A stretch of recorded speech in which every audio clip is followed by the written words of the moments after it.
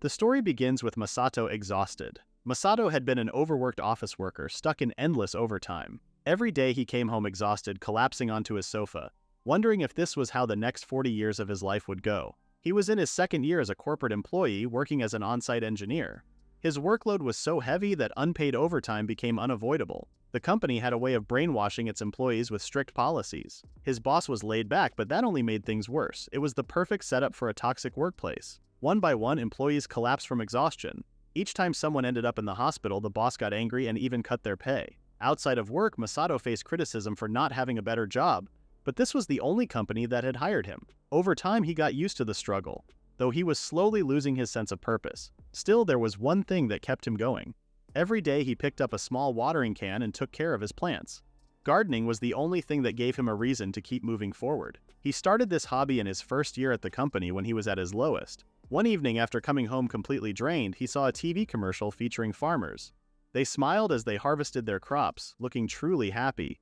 That image stuck with him, and he decided to start his own small home garden to experience that joy for himself. Now he remembered that one of his fruits was almost ripe and ready to harvest. He wondered if it would taste good. But then he noticed a cherry tomato with strange markings. Was it diseased? He hoped it wouldn't affect the rest of his plants. Without thinking too much, he tossed the weird tomato into his mouth and swallowed it. The moment he did, he froze. Why had he done that? His mind went blank as his consciousness started fading. A wave of panic hit him. Was it poisonous? Did it have some kind of instant effect? Before he could find an answer, everything around him turned to darkness. When he opened his eyes, he found himself in the middle of a forest. He wasn't in a hospital, nor was he at home. As he looked around, he noticed a floating status window on his right. It displayed his full name, his new job, various stats and numbers, a list of skills, and a special note saying he had eaten the reincarnation fruit. His stats were all set at 5, making them look unbalanced and messy. His job had changed from a corporate worker to a farmer, which made no sense to him. Then it hit him. He had been reborn, and it was all because of that weak-looking tomato. At first, he thought he was just imagining things. He suspected that strange tomato had caused him to hallucinate. To prove it wasn't real, he walked up to a tree and smacked his head against it. But instead of snapping out of it, he just ended up hurting himself. Thinking it might have been a fluke, he tried hitting his head against other trees one after another. After taking too much pain, he finally had to accept the truth. This was real. He had really been reborn. Just then, he froze. A tiny girl, no bigger than a fist, suddenly appeared in front of him, smiling. Shocked, he fell to the ground, wondering if he was looking at a doll. The little girl flew toward him, looking excited. She said she could smell the scent of the reincarnation tree on him. Before he could react, a robotic voice echoed in his mind, announcing that he had tamed a dryad. The voice confirmed that the tiny girl in front of him was a dryad, and somehow he had just made her his companion. At the same time, he suddenly felt refreshed, as if his energy had been restored. Confused, he quickly opened his status window. To his surprise, all of his stats had quadrupled. He could actually feel the difference in his body. The numbers weren't just for show, they were real. At that moment, he finally understood. This wasn't a dream or a hallucination. He had truly been reincarnated. Masato was suddenly called the reincarnation tree by a dryad who asked him to follow her. Confused, he told her that he wasn't anything like that.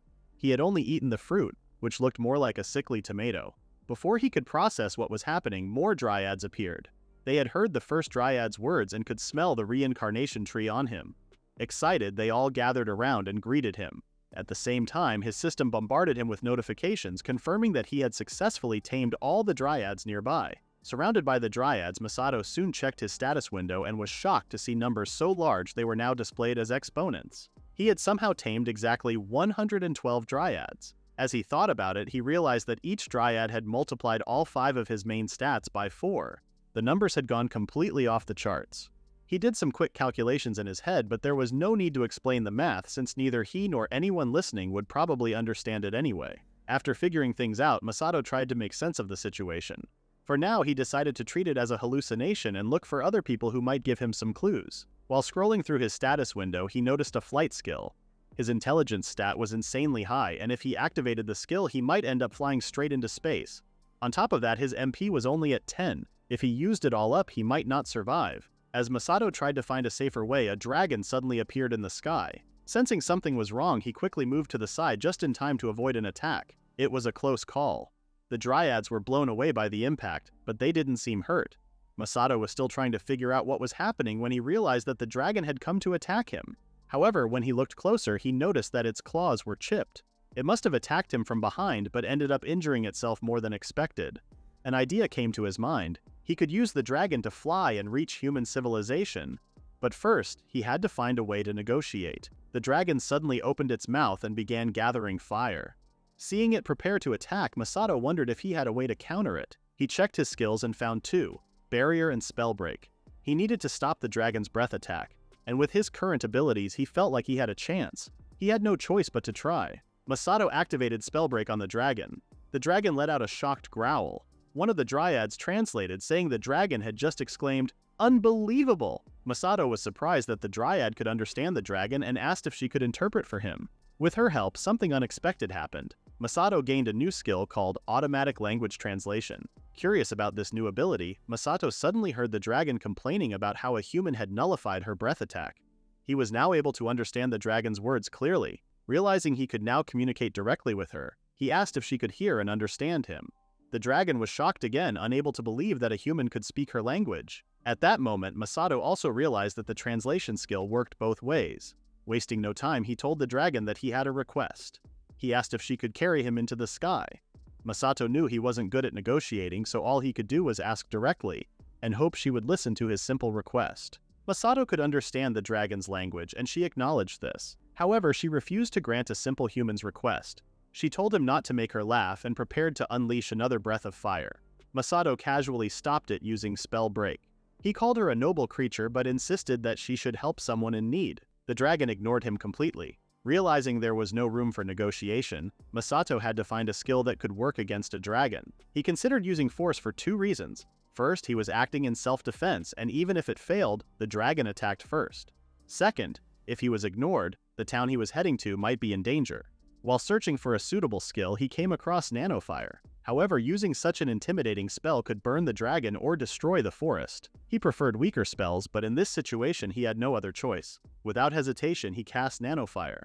At that moment, a massive pillar of fire shot up, piercing through the clouds and barely missing the dragon. Despite its simple name, the spell turned out to be surprisingly powerful. The dragon was shocked. She claimed that Masato had just used the legendary Last Atomic Inferno. Confused, Masato insisted he only cast nanofire since he didn't even have enough MP for such a powerful spell. The dragon called him a liar. She heard him say nanofire, but the scale of the spell was undoubtedly Last Atomic Inferno. To make things even more unbelievable, he had cast it without chanting. Masato realized that he didn't even know such advanced techniques. However, he noticed that the dragon misunderstood his magic as a high-level spell. Seeing that the dragon was now afraid, he decided to use this misunderstanding to his advantage. The dragon cried out, claiming that the world would end if someone could unleash such power with just nanofire. Masato remembered how proud the dragon had been earlier, but now it had turned into a coward, panicking over his magic. He also noticed that the dragon's way of speaking had become overly polite. Despite its massive and intimidating size, it now looked rather pitiful. Still, as long as it could fly, that was all that mattered to him. Masato asked again if the dragon could take him into the sky. The dragon eagerly agreed, saying it would be happy to help. Masato reminded her not to push herself too hard, especially if they had to travel a long distance. In response, the dragon scoffed and told him not to underestimate it, boasting that it could cross the entire continent in just half a day. Masato felt relieved when he realized the dragon could fly as fast as a passenger plane. He climbed onto her back, holding on tightly as she took off. However, as the dragon soared into the sky, he accidentally peeled off one of her scales. The sudden movement caused him to lose his grip, and he was thrown off, crashing to the ground. The dragon only noticed when she heard a loud thud behind her. She quickly apologized for not realizing sooner. Fortunately, Masato felt no pain, thanks to his status. It was a bit of luck in an otherwise unlucky situation. The dragon also apologized for letting her scale come off. Masato asked her to stop bowing since the Dryads nearby might get hit. However, he was more concerned about the scale itself. The dragon reassured him that it was fine. It had been loose and about to fall off anyway. As an apology, she offered it to him, explaining that dragon scales were valuable in the human world. Masato happily accepted it, already planning to sell it later. Then, he remembered something from his skill list and activated storage. A portal appeared and absorbed the dragon scale. It registered as Crimson Dragon's scale and instructed Masato to chant item box whenever he wanted to check or retrieve his stored items. This time, they finally left the forest and Masato rode on the dragon's back once more. As they soared through the sky, he looked over the horizon. While scanning the area, he noticed farms on the outskirts of the land. At that moment, He felt like he might be able to live the peaceful life he had always wanted in this world. He wasn't sure why, but the feeling was strong. Soon, Masato spotted a town and asked the dragon to hover above it. However, the dragon refused, saying it wasn't a good idea and suggested landing near the town gates instead. After they landed, Masato thanked the dragon for the ride. The dragon didn't mind at all and was happy to help him anytime in the future. Masato was glad to hear that, but he had no way to contact the dragon again. One of the Dryads offered to stay with the dragon. Masato asked if she could still communicate with the others from a distance, and she confirmed that she could. Satisfied with her answer, Masato allowed her to stay while the rest followed him. The other Dryads happily agreed. After getting off the dragon's back, Masato and the Dryads tested their communication. The dragon confirmed that the message had been sent. She then said she would head home and told Masato to contact her whenever needed. Masato assured her that he would call for her help when the time came. Once the dragon left, he turned his attention to the nearby town and started walking toward it, followed by hundreds of Dryads. Meanwhile, the dragon arrived at her home. Before entering her cave, she asked the Dryad to watch her as she wanted to try something. She had come up with an idea after observing Masato. Flying high into the sky, she suddenly began to glow. Her claws changed into human hands and her body transformed into that of a young girl. She turned to the Dryad and asked how her human transformation magic looked. Masato saw the guards panicking. They started packing their things after the dragon left, thinking they were going to die. He quickly realized they had misunderstood the situation. He called out to them and asked if he could enter the town. The guards calmed down and asked for his family crest. Masato was confused and asked what they meant by a crest. The guards explained that nobles had family crests. When he told them he wasn't a noble, they looked surprised. They had assumed he was one because of the way he spoke and how he had driven the dragon away. They thought he might be some kind of noble knight. Masato wondered if his way of speaking really sounded like a noble. Then he realized it was probably because of his language automatic translation skill. His polite Japanese was being translated into noble speech in this world. To test it, he changed his tone, and the guards confirmed he now sounded like a commoner. Speaking casually felt a bit awkward for him, but it was better than being mistaken for a noble. He reassured the guards that the dragon wasn't a big deal. He had scared it off with nanofire, which was why it gave him a ride. The guards were shocked to hear that the dragon was treated like transportation, and that a simple nanofire had scared it away. Somehow, they misunderstood again. Masato then asked once more how he could enter the town. The guards handed him a ring, explaining that it was a magical tracking tool. He could remove it once he registered for an ID at the guild. They told him it was necessary for public order. Masato realized it worked like a jeeps and thanked them for their help. Before entering, he asked one last thing: if the guards could see the small dolls with wings hovering around him.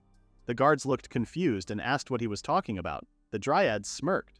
Masato quickly understood. These girls were invisible to others. Masato arrived in Badella town and headed straight to the guild the guards had mentioned to get an ID. As he walked through the town, he soon spotted the agriculture guild. He never expected to find such a place right away. For someone who had worked himself to exhaustion in the past, hoping for a peaceful life, it almost felt like destiny. Inside, a cheerful young woman greeted him and asked how she could help. Masato asked if this was the right place to get an ID. She confirmed that it was and explained that she would need to collect his ring after issuing the card. Then she asked if he was sure about joining the agriculture guild. Masato confirmed his decision, thinking it might be useful for his new life. She handed him a form to fill out with his information. As he waited for his ID, he felt relieved that providing an address was optional. A short while later, the girl called his full name and handed him his agriculture guild membership card. Curious, she asked which part of Shindo Masato was his last name. She assumed Shindo was the last name and Masato was the first. Masato asked if that was unusual and admitted he came from a place with a different naming system. In response, she decided to call him Masato. As a Japanese person, he felt a little embarrassed being addressed so casually by his first name. The girl then reminded him about the guild registration fee of 1,000 ether and told him he needed to pay it before removing his ring and accepting the card. Masato understood and promised to prepare the amount soon. Then he asked where he could sell a dragon scale that Himari had dropped. The girl looked confused, wondering how someone like him even had such an item. She explained that rare materials like that were handled by the Adventurers Guild, which worked like a pawn shop. Masato then asked about the average monthly living cost for a single person. The girl told him it was around 30,000 ether and assured him that a dragon scale would definitely be worth more than the registration fee. Masato assumed that 1 ether was equal to 1 yen. He thought he would be fine as long as he had enough money, but soon, he ran into another problem. At the Adventurers Guild, the employees panicked when they saw the dragon scale. They needed to measure the amount of dragonium in it to determine its value. When they checked, They found it contained 0.0005 G per 1 ml. This result shocked them because a dragon's dragonium level matched its rank. A scale with this much dragonium could only come from an ancient dragon.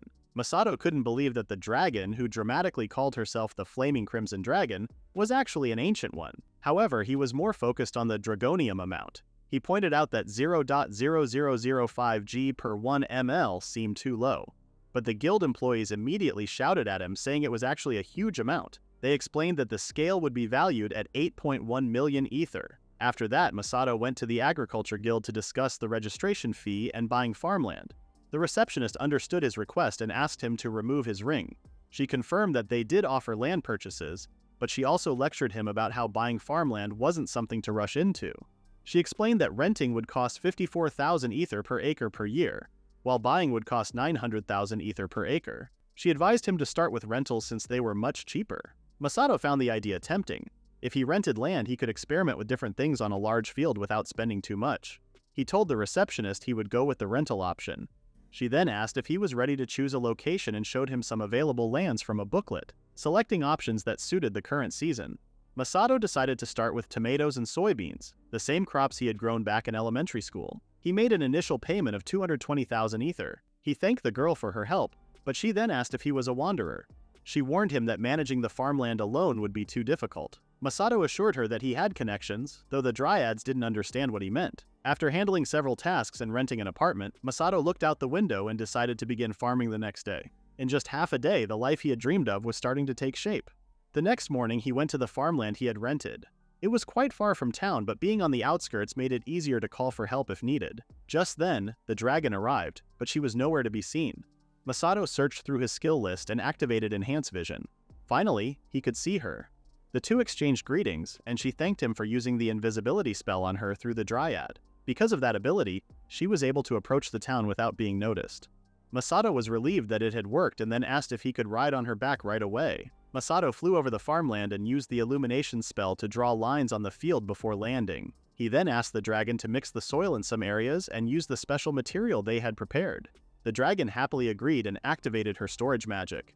A cloud of black, foggy dust spread across the fields. The night before, Masato had asked the dragon to make wood ash by burning a distant grassland. A Dryad later confirmed that it was the best ash she had ever seen.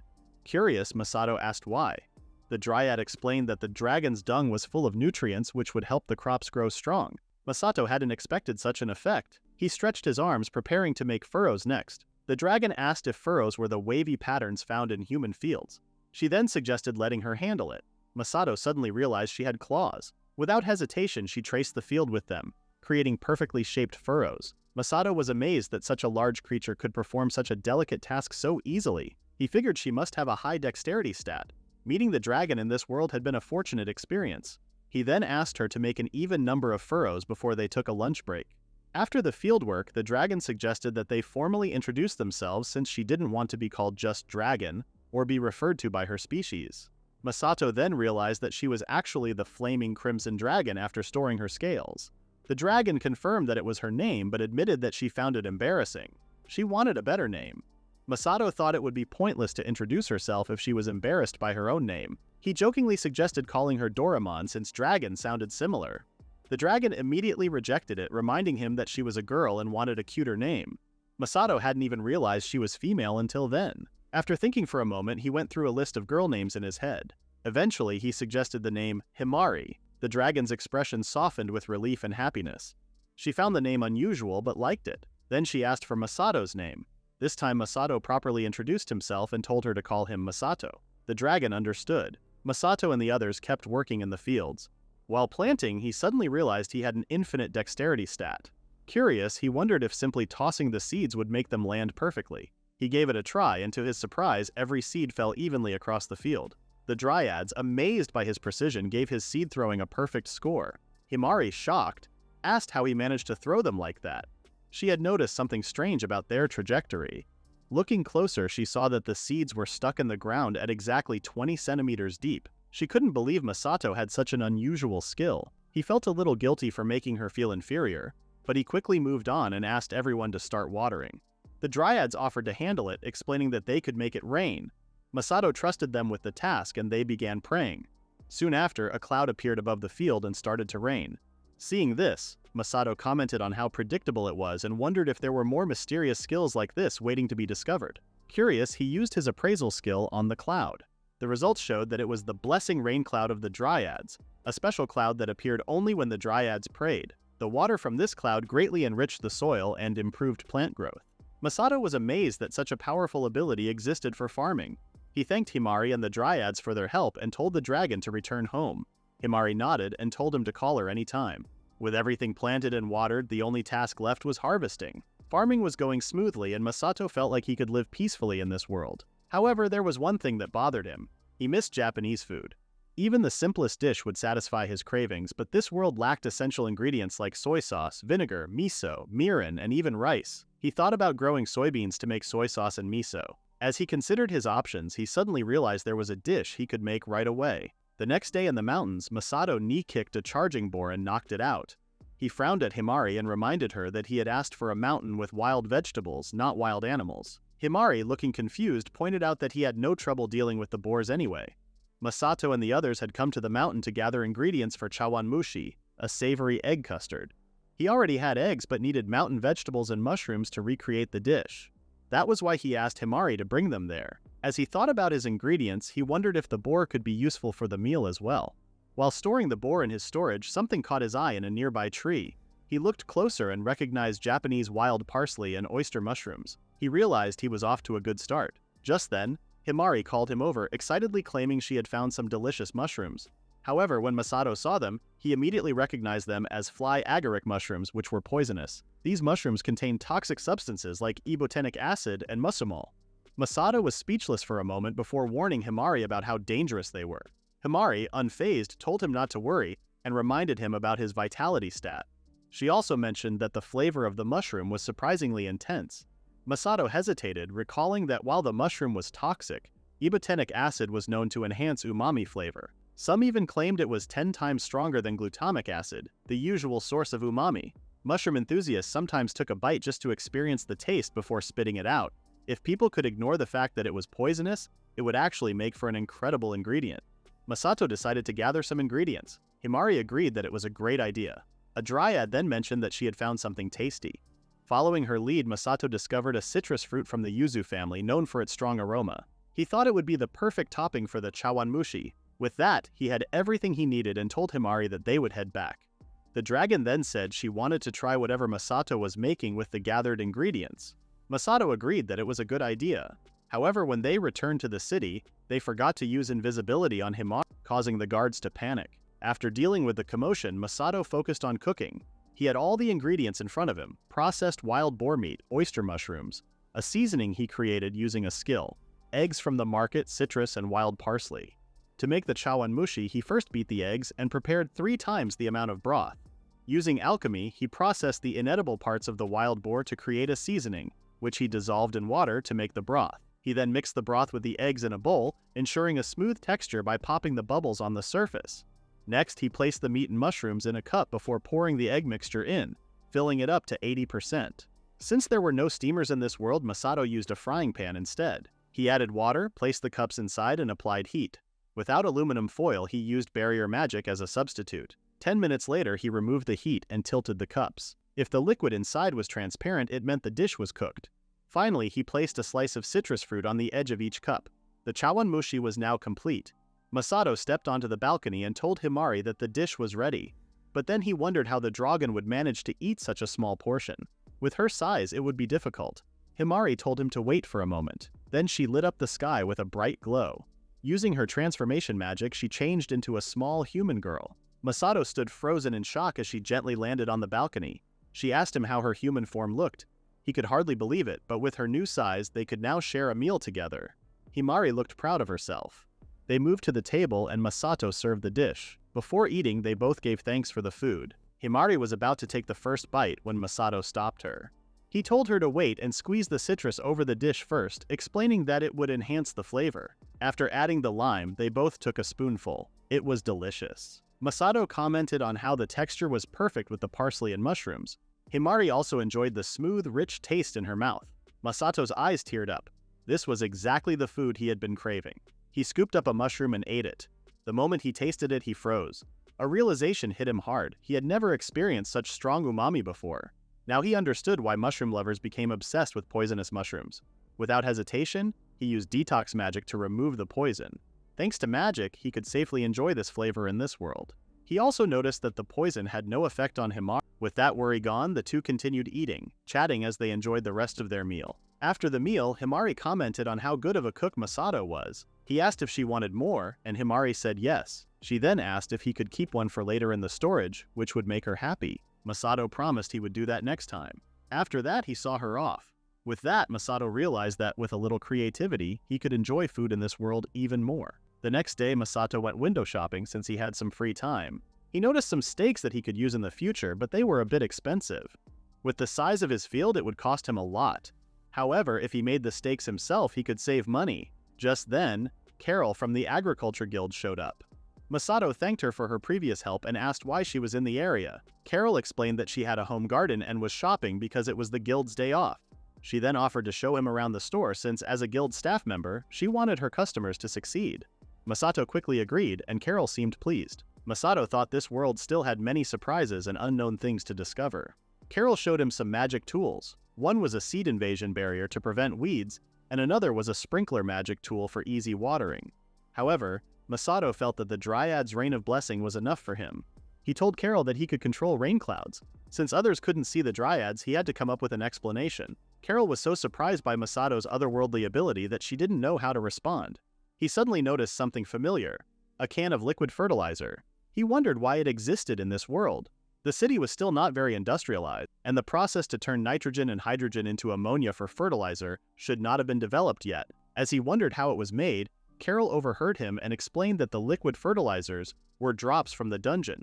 Masato was surprised to hear something from the games he played.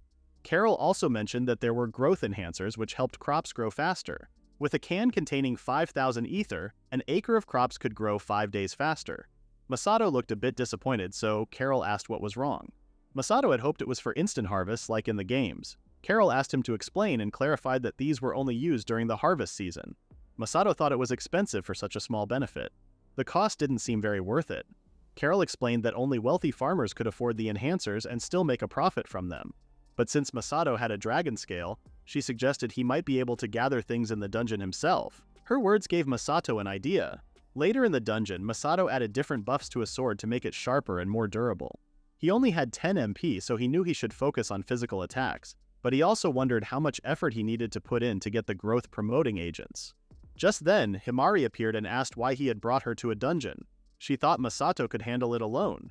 Masato explained that he would appreciate it if Himari could hunt anything she found, so he could hunt safely on his own. He also asked her to come along as a reference. Himari felt a bit hurt because she had always thought Masato saw her differently. It turned out that her strong presence as a dragon scared the monsters, making it easier for Masato. Masato then said they would go deeper into the dungeon if no monsters appeared, which Himari couldn't avoid. He opened his status window and activated a skill. He thought it would be convenient to have an elevator in the dungeon.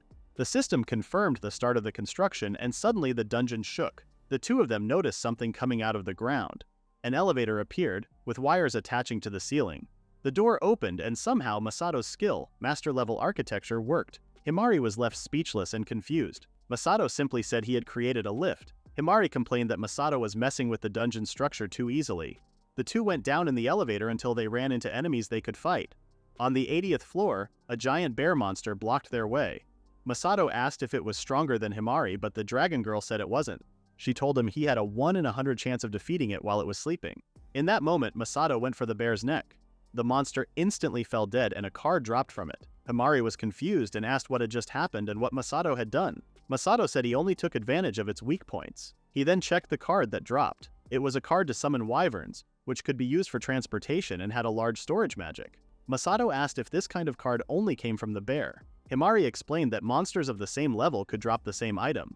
Masato wondered if she was talking about the crocodile monster that had just appeared. Himari couldn't respond because Masato was already gone. He quickly sliced the crocodile's neck with precision. Himari complained about how fast he acted. Then an item appeared that could create a small vinyl house perfect for growing plants. Masato was surprised at how useful it was. Himari asked if it could also grow alhilda. Masato guessed it was a mushroom based on the name. Himari explained that alhildeca mushrooms were used to cure white mage's disease, one of the 5 deadly epidemics. She then shared that her mother had the disease and only had 300 years left to live. She had almost given up hope. However, if she could grow alhildeca mushrooms, there was a chance to save her mother. Masato was excited about growing the mushrooms. However, he still needed a growth enhancer and wondered if alhildeca mushrooms had spores. Himari said they were everywhere but hard to grow. Masato then mentioned the deadly botulinum bacteria, the deadliest poison on Earth. Anyway, the two continued their dungeon conquest. Even a fierce and fast mimic monster didn't stand a chance against Masato. The monster dropped a dubbing card which could copy any item found inside the dungeon. Himari then said all the monsters on the floor had been defeated. The growth accelerator was still missing, so the two went deeper into the dungeon, heading toward more dangerous floors. On the 81st floor, they quickly encountered a snake monster. It was quickly turned into sashimi and dropped something familiar. Masato's eyes widened in shock. He couldn't believe it was the growth accelerator he had been looking for. This one could speed up 3 months of growth and adjust the growth period by dilution. The one he saw in the store was different, but this one would let him harvest crops in his field instantly. Just then, Himari noticed something above them. A glass lizard, a creature with a body made of glass, was stuck to the ceiling, glaring at them. Masato asked Himari about its abilities. She explained that it could shed its glass skin and the fragments would explode dangerously. Masato wondered if they should set up a trap. He was worried about fighting something made of glass with his sword. However, since the lizard had already noticed them, Masato had no choice but to fight. Surprisingly, the glass lizard was easily sliced into pieces and fell to the ground. Masato was glad he managed to defeat it. For some reason, Himari acted proud of how sharp and strong Masato's sword was. The monster dropped a glass shoe called Cinderella Clinic. It could turn anyone into a beautiful woman for life when worn. However, if a man wore it, he would turn into a beautiful woman, not a handsome man. Masato called the glass shoe useless and decided to go home for now. Himari asked if they wouldn't explore more since it seemed like a waste. Masato made it clear that he wasn't serious about being an adventurer. Outside the dungeon, the two parted ways. Himari asked Masato to call her when he would be using the vinyl house. Later in the city, Masato realized he should sell some items he wouldn't use, like the glass shoe. He stopped by the Adventurers Guild, and the same staff member who had processed the dragon scale recognized him. She picked up the glass shoe and said she wouldn't be surprised if it was the legendary momentary glitter of Cinderella. She excused herself, saying she would appraise it in the back. Just a minute later, Masato heard shouting from the back. The guild staff returned and told him it was a top-tier version of the item she had mentioned. She said it was an item that could affect relationships between nobles and royalty. She asked where Masato had gotten it. He explained it was from the 81st floor of the dungeon. She asked for more details about the location. Then she used a lie detection magic item on him and confirmed that he was telling the truth.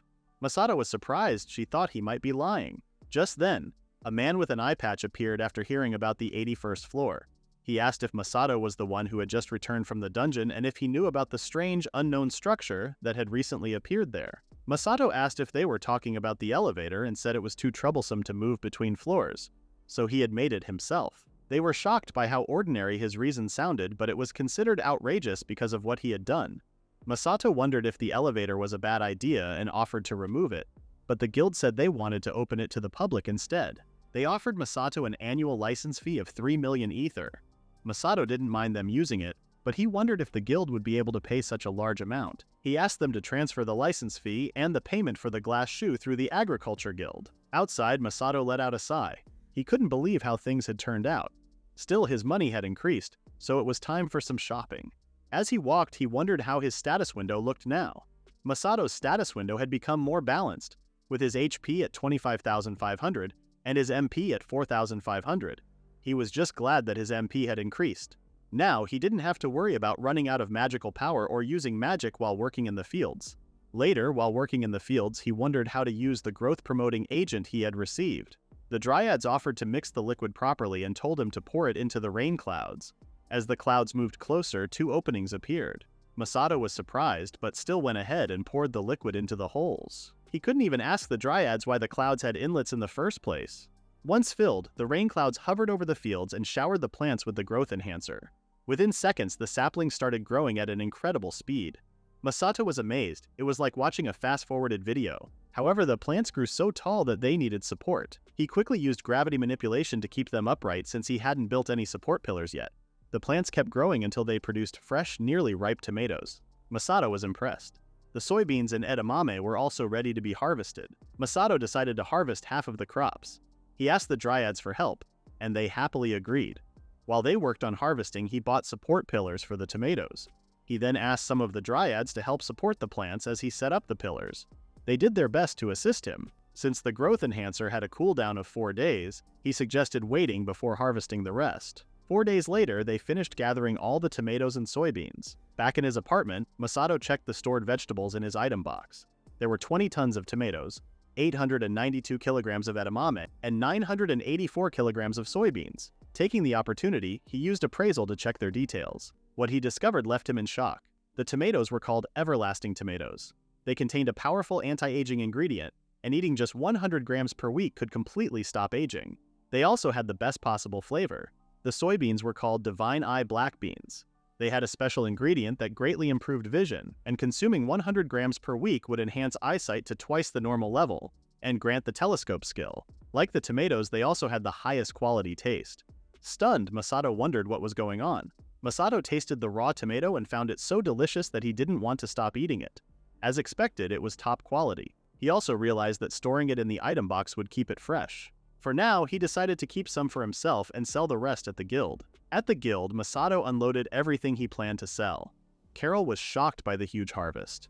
She couldn't believe a beginner like him had gathered so much in just 2 weeks. Masato explained that half of his success was thanks to Carol because she had told him about the dungeon. He then showed her the growth accelerator he found there and explained how it sped up plant growth by 3 months. Carol was so confused that her mind went blank.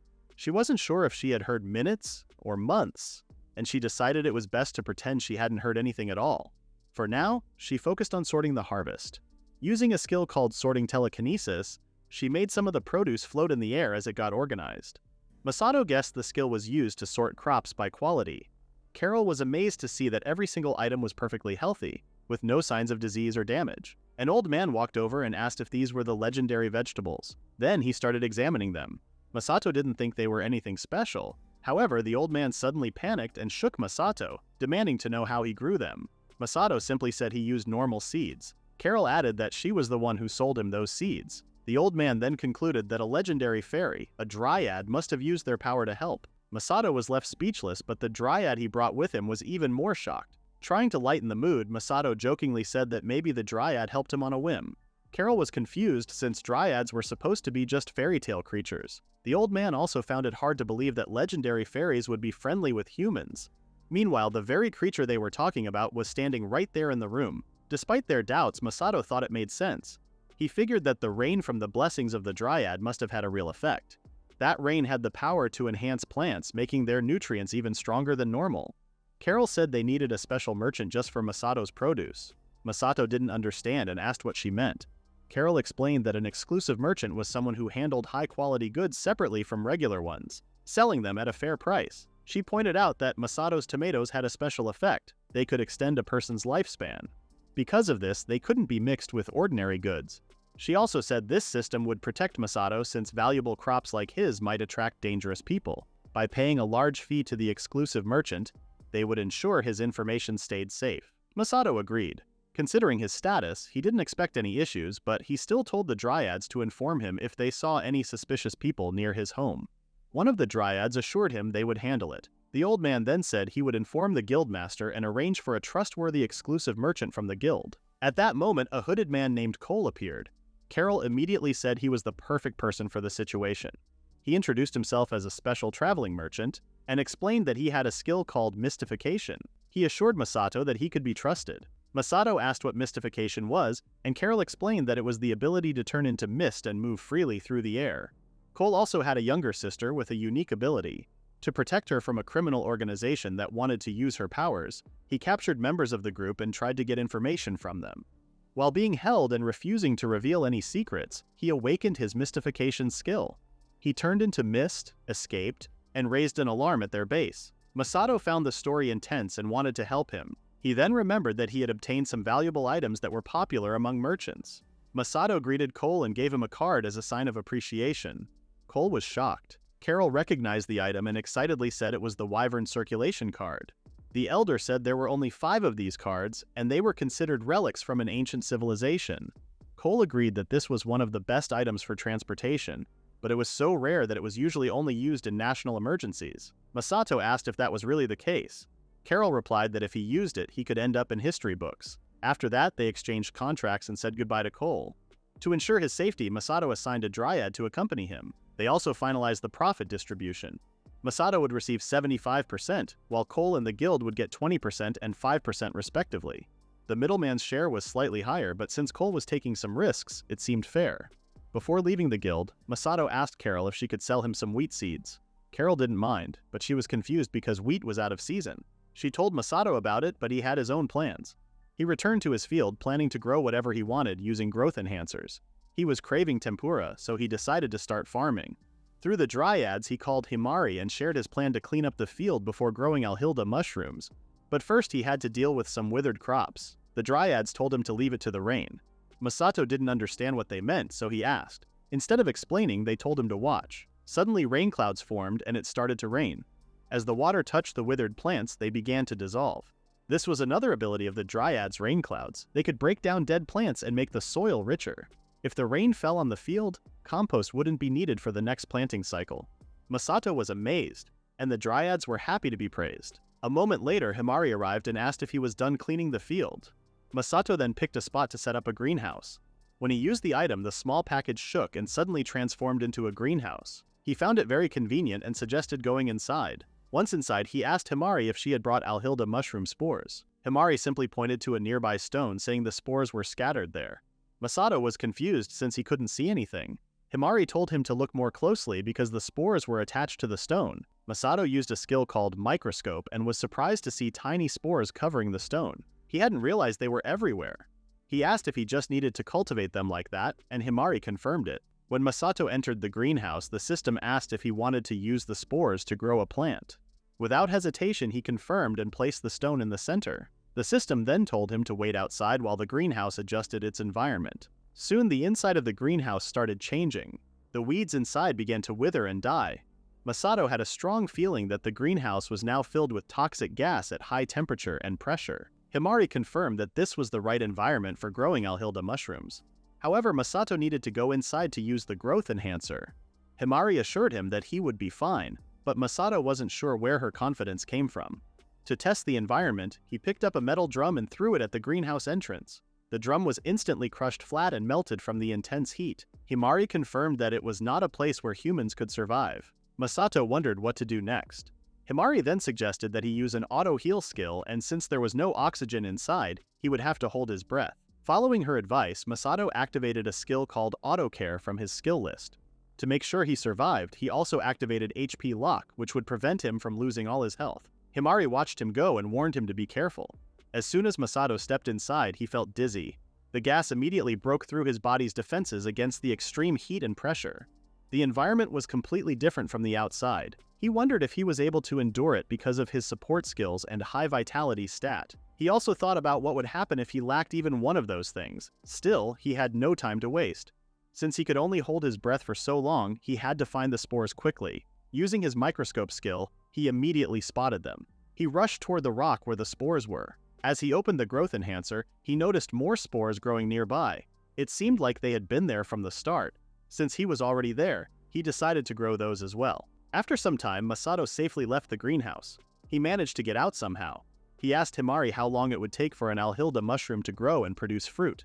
She said it would take a year and 3 months. Since Masato had already used the growth enhancer, he realized he had 4 more cycles left, meaning the mushrooms would be ready in 16 days. Himari was confused, so Masato explained that with the growth enhancers they had, they could harvest the mushrooms much sooner. This meant they could heal Himari's mother earlier than expected. Almira felt happy after hearing the good news. She said she would prepare the rest of the medicinal ingredients. Masato promised that he would create a special cure and help Himari's mother. Meanwhile, in a cave deep in the forest, a horned woman coughed weakly. Her sickly appearance and horns suggested that she was Himari's mother. Not long after, Himari and Masato traveled to the Viling Sea, the coldest sea ever known. Masato thanked her as the freezing temperature would help him with something. His goal this time was to cook tempura. Since he had already finished exploring the wheat planting dungeon, he decided to gather ingredients for tempura while waiting for the Alhilda mushrooms to grow. When he looked down, he noticed that he couldn't see the seawater because of the thick ice covering it. Without warning, he jumped off Himari's back, clenched his fist, and punched the ice. The thick layer shattered instantly. Himari was shocked. She couldn't believe that the so-called unbreakable perpetual sea ice had been broken for the first time in history. Masato then asked why she had brought him to such a place. Himari simply said that the seafood there was plentiful. However, neither of them noticed a tentacle creeping behind Masato. Himari explained that no one had ever tried fishing in this sea before. But before she could finish, Masato had already disappeared. Meanwhile, Masato found himself underwater, trapped by a tentacle. His face stiffened as he looked down at the massive squid below him. Its eye alone was enormous. Thinking fast, he used flight magic and shot out of the water, still caught in the tentacle. Himari, seeing this, assumed a monster was lurking below. Just then, the creature surfaced, and Masato remarked that this was quite the catch. Since they had come all this way, he decided to reel it in. Using his flight magic, he began pulling the giant monster out of the water. Sensing danger, the squid fought back, attacking with its other tentacles. Masato quickly broke free and dodged its strikes. He recalled that a squid could be paralyzed by chopping the base of its head. Though unsure if this information was true, he pulled the monster toward him anyway. The giant squid was helpless in midair. Masato then delivered a powerful hand chop at the base of its head, just above the eye. The monster was knocked out instantly. Without hesitation, Masato used his storage magic to store it away. Himari was confused and shocked. The squid was only half dead and storage magic was supposed to work only on dead things. However, Masato confirmed that his storage treated the paralyzed squid as dead because the definition of death was unclear. Himari couldn't believe that even the rules of storage magic changed when it came to Masato. She felt powerless compared to him. Masato didn't understand what she meant. Instead, he decided to use flight to go underwater since it had worked earlier. He dove deep into the sea and saw many sea creatures around him. Schools of smelts and horse mackerels swam nearby. As he moved to catch a few, a large fish suddenly appeared behind him. The smaller fish scattered in fear. To his surprise, it was a tuna. Seeing the perfect opportunity, Masato took out his sword from his item box and swam toward it. With a precise strike, he stabbed the tuna and caught it instantly. While planning to catch more fish, he noticed a shrimp. This reminded him of his craving for tempura shrimp, so he decided to catch some as well. After a while, Masato emerged from the water with a plentiful catch. Himari was impressed. Masato agreed and asked her for a ride to the market so he could have the fish processed there. Later at the harbor market, a shopkeeper refused to process the fish because they only worked with loyal fishing boats. Masato understood and decided to try somewhere else. However, the store manager stopped him and asked to see more of the fish he had caught. Masato then showed the tuna he had caught. The manager and his employee were impressed by how fat and fresh it looked. The manager explained that they only sourced from their loyal clients, but the tuna was better than their usual stock. He offered to process the fish if Masato allowed them to keep part of the fillet. Masato asked if they were sure, and the manager even offered to waive the fee depending on the amount. Masato thanked him. The manager assumed that Masato had caught the tuna in an exceptional fishing spot. Masato mentioned there were other fish caught there too and asked if they could process those as well. He opened his item box and brought out a tentacle from a giant squid. The manager was shocked by how huge it was. Masato wondered if it would be hard for them to process. The manager asked to take a closer look at his storage magic. He noticed that the giant squid had bluish-tinted ears and amber eyes. It turned out to be a kraken, and the manager couldn't believe Masato had something like this. Masato casually explained that he had chopped it up and paralyzed it. The manager then asked if Masato was even human. Masato wondered why the reaction was so strong. Himari explained that the kraken was a legendary squid. The manager assumed it could be processed, and he was eager to do so. He begged Masato to let them process it, since kraken was considered a delicacy. After a few hours, the tuna and kraken were processed, and the manager also processed the smelts and mackerel for free. Masato thanked them, but they were even more grateful. Masato told Himari that he had something to do and asked her to take him to a nearby sea. Himari was confused but still brought him to a place by the water. Masato found a good spot and Himari asked what he was planning to do. Masato then faced his palm toward the seawater and used his advanced alchemy spell. Himari thought he was probably doing something crazy again since it was Masato after all. Suddenly, powdered grains flew out of the ocean and formed a white round ball. Himari asked if it was salt. Masato confirmed it and asked what was wrong. Himari wondered if he was trying to save money on salt by using alchemy. Masato said he was just worried about carrying around money. Himari told him that alchemy was not something to use so casually. She complained that he always went overboard with ingredients. Then, Masato remembered something and asked Himari to do something for him. Himari asked what it was, and Masato asked her to gather some hops. He said he wanted to make something. Soon after, Himari went to the fields with something Masato had asked for earlier. She showed him some hops she had found and asked what he planned to do with them. Since it was Masato, she assumed it was another one of his crazy ideas. Masato couldn't deny it, she was absolutely right. This time he wanted to make soy sauce, wheat flour, and beer. He had already gotten the yeast he needed from the bread shop, and now he had most of the ingredients for a tempura meal and some homemade beer. Just by looking at his face, Himari could tell he was up to something again. She excitedly said she wanted to try everything too, but Masato told her to be patient. He wasn't finished yet. There was still one more thing to do. He took out the dubbing card he had found in the dungeon. Curious, Himari asked what he was planning to duplicate. Masato then used the card to copy the greenhouse. When she asked what he planned to grow, he searched for something, found it, and added a drop of the growth enhancer. In an instant, the plant grew so huge that it completely buried Masato. Surprised, Himari asked what it was. Masato casually told her it was an ingredient for soy sauce. She couldn't believe something like that could turn into a seasoning. Masato explained that he still needed to do a few more things before it was ready. Then he asked her to come with him to town for a while. Masato and Himari went to a realtor's office where a young woman asked what they were looking for. Masato said he wanted a vacant lot.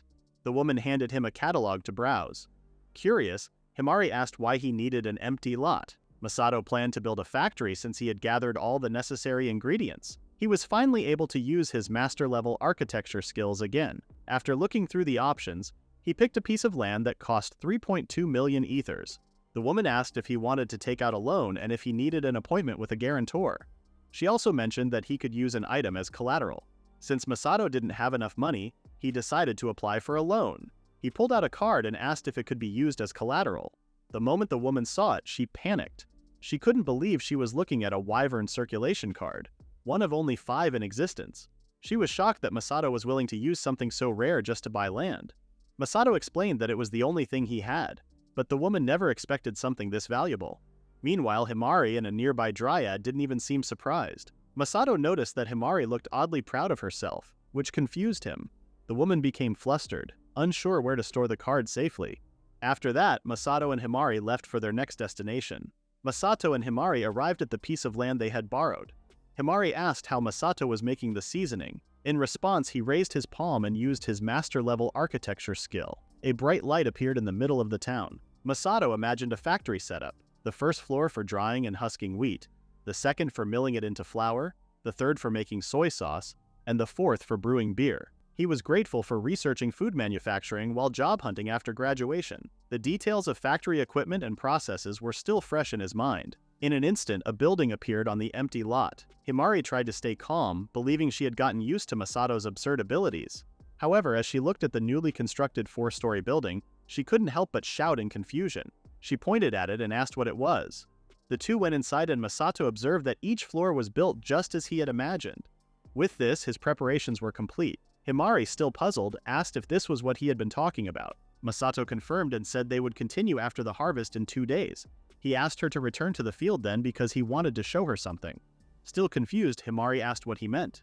2 days later, Masato applied the 3rd dose of growth enhancers to the alhilda mushrooms. Himari was surprised to see how big they had already grown. Masato said they were now large enough to be seen with the naked eye. Himari hoped her mother could wait a little longer. After that, they checked the wheat field. Masato asked the Dryads to make it rain growth enhancers, and they happily agreed. The wheat grew faster and looked healthier. Masato was amazed to see that it was already ready for harvest. To be sure, he examined it closely. The wheat had turned into something special. It had an extremely low glycemic index, and its carbohydrates could be absorbed without insulin, which meant it wouldn't cause blood sugar spikes. This made it safe for diabetic patients to eat. Even its taste had improved. Masato was shocked by how incredible the wheat had become. Himari believed it was all thanks to the Dryads. Masato thanked them for their hard work, and then they headed to the factory. Himari was excited because they would finally get to use the strange machine she had seen before. On the 1st floor of the factory, the wheat was dried and had its husks removed. Himari was amazed and asked if simply putting the wheat into the machine was enough. Masato said it was automatic, but she didn't understand what he meant. He then asked if she was okay and told her it was time to store everything away.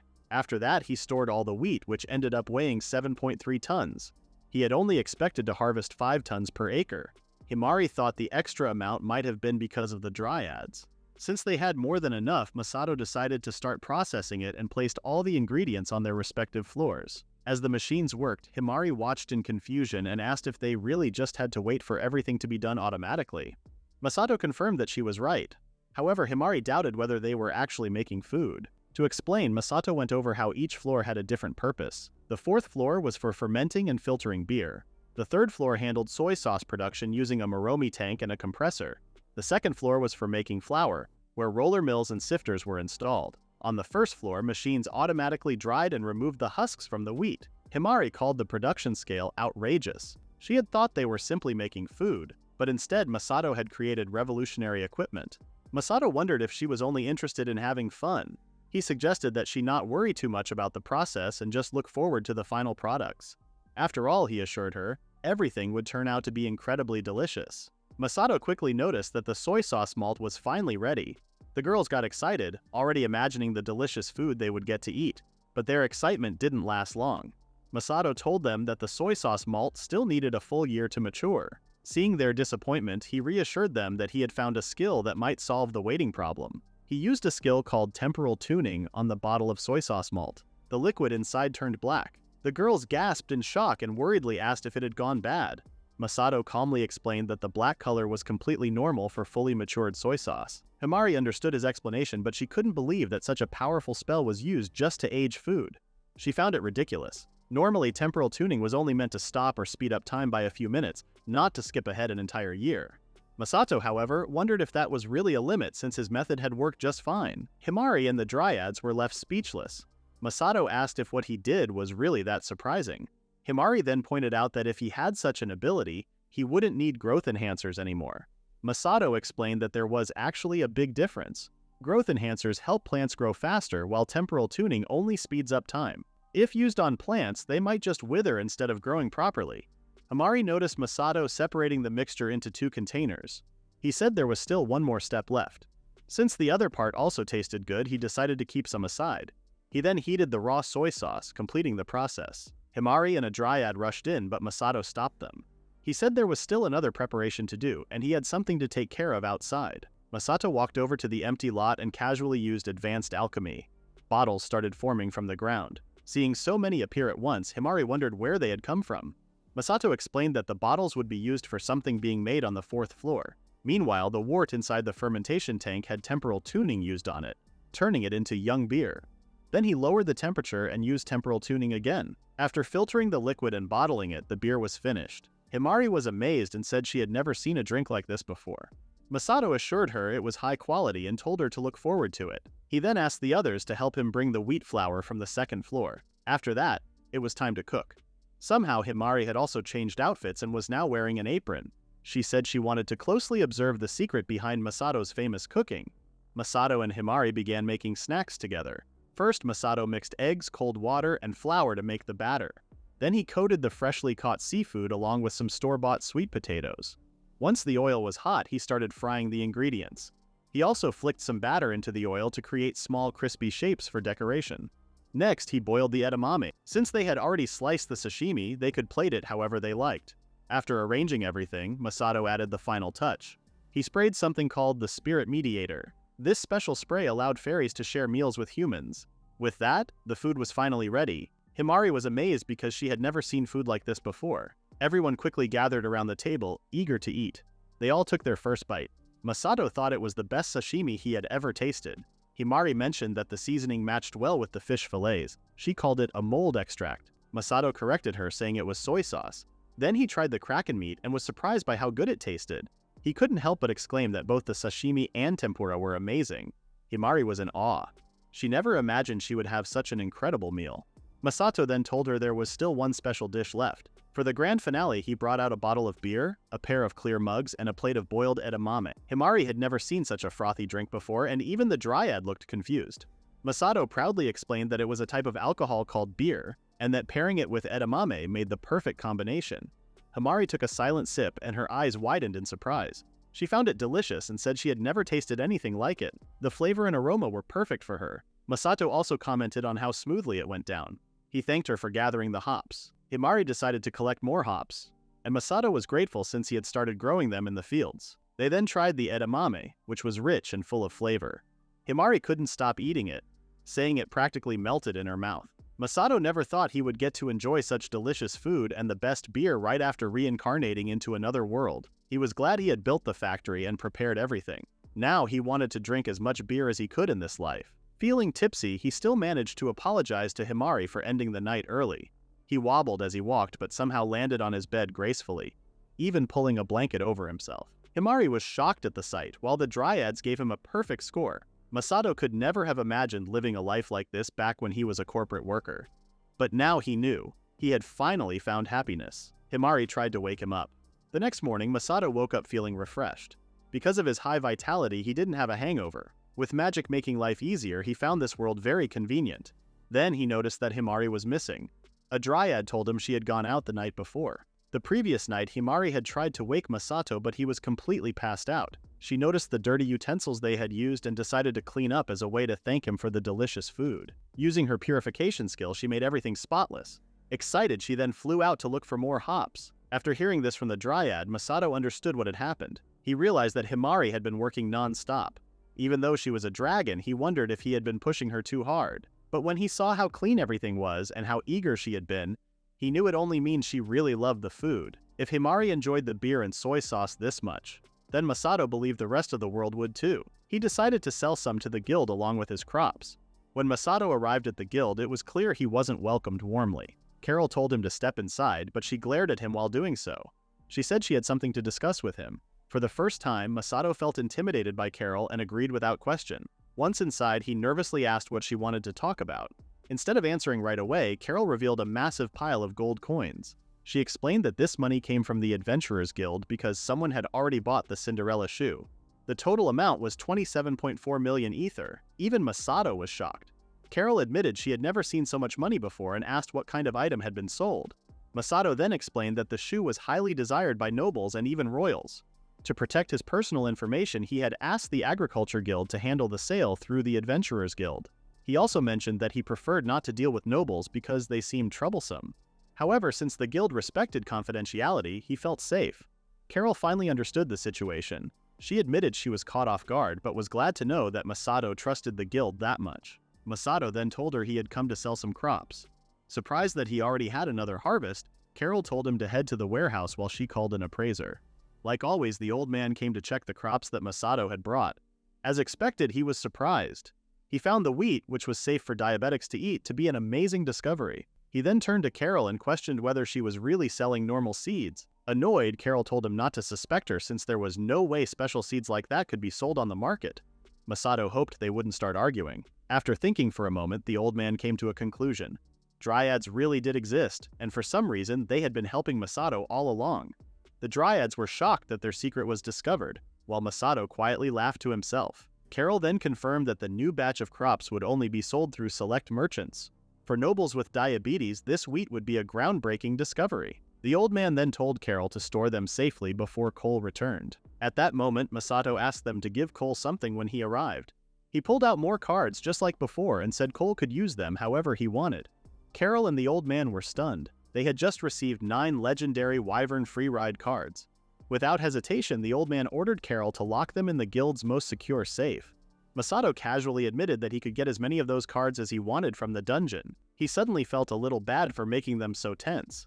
To lighten the mood, he showed them new products he had made from his crops, seasonings and alcohol. He asked them to try the products and see if they could be sold. Carol and the old man were shocked that Masato had even started making new goods, but they were excited to be the first to taste them. Seeing their mood improve so easily, Masato felt relieved. They went to the dining area, and Masato started with the seasoning. He asked them to try it with the fish fillet. Carol found the smell of the seasoning unique. It was both sweet and savory. The old man suddenly recognized the scent and quickly used appraisal on it. He discovered that it was called Masato's special soy sauce. It contained ultraflavonoids which had strong DNA repairing properties and could help prevent cancer. Carol realized that this soy sauce could also be sold as a health food. The old man expected nothing less from Masato. Even Masato himself didn't know it had such an effect. Either way, he asked them to taste it. The two took a bite of the fish fillet dipped in the soy sauce and chewed silently. Carol was shocked. She never thought sashimi could taste this good. She had always believed that salt with lemon or olive oil was the best way to eat it, but now she was sure this soy sauce would be the next big thing. The old man agreed, calling the soy sauce a game changer.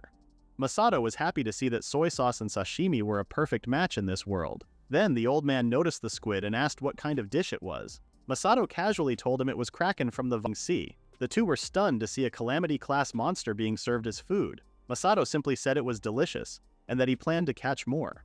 The old man trembled at how Masato treated such a powerful creature as just another ingredient. Carol took a bite and immediately praised how good the squid tasted. The old man felt lucky to have lived long enough to experience such a rare meal.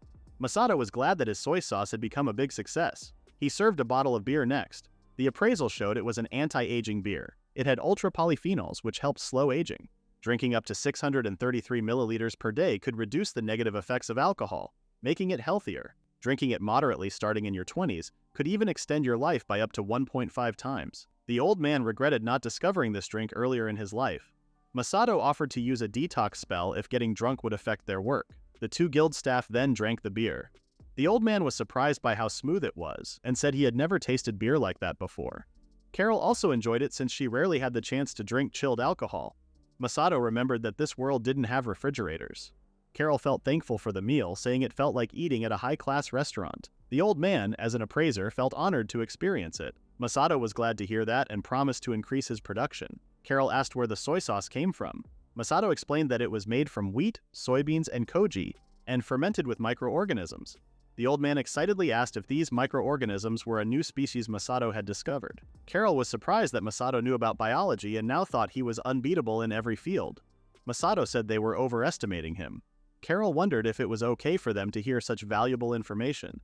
Masato said it was fine since he didn't plan to monopolize it. He then asked when Cole would return. Carol confirmed it would be in 3 weeks. For now, Masato promised to deliver wheat and said he would increase the production of soy sauce and beer, bringing them back in the next batch. He then asked if he could buy more wheat and soybean seeds. Masato had more money now, so he decided to pay off the land loan early. He went to the realtor's office and the girl was surprised to see him again. As he tried to explain that he came to pay, she started crying and said how happy she was. She told him to take the wyvern card back because holding onto it was too stressful for her. Masato wondered if it was really that difficult. Now the factory land officially belonged to him. A Dryad asked what he planned to do next. Masato said he would plant the seeds he had just bought and would need their help. The Dryad agreed. He quickly prepared the soil and with his skill he planted the seeds. He tossed them across the field and they all spread out evenly. The Dryads were impressed by what they saw. Then he took out a familiar can, and the Dryads knew it was time for the growth enhancers. They offered to handle it, and the growth enhancer solution poured down from their clouds. Masato said that was enough, and since it was getting late, he suggested they head home for dinner. The Dryads were happy to hear that. The night had arrived, but Masato was still on his way home. He had bought eggs, garlic, tomatoes, and wheat flour at the market. Cooking dinner would be easy tonight. When he got home, one of the Dryads signaled him to be quiet. He walked to the living room and found Himari asleep on the couch. The quiet dragon was sound asleep this time. Seeing her sleep so peacefully, Masato realized he had been pushing her too hard with her tasks. He felt guilty. As someone who used to work in a tough corporate job, he didn't want to create an environment like those in bad companies. He asked the Dryad to get things ready quietly so they wouldn't wake her up. In the kitchen, Masato said he would make a no-water tomato pasta. The Dryad asked what that was, and he just told her to watch. First, he mixed flour and salt, then prepared a mixture of water, eggs, and olive oil. He combined everything and kneaded it well. Normally, it would take 2 hours, but with temporal tuning, Masato could speed things up.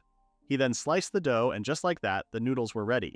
Using his superior alchemy, he created a pot. He added minced garlic, whole tomatoes, and the noodles straight into the pot. Since he didn't need water to boil the noodles, it was called no-water pasta. The moisture from the ingredients itself cooked the noodles, letting the tomato flavor soak in. Meanwhile, Himari woke up.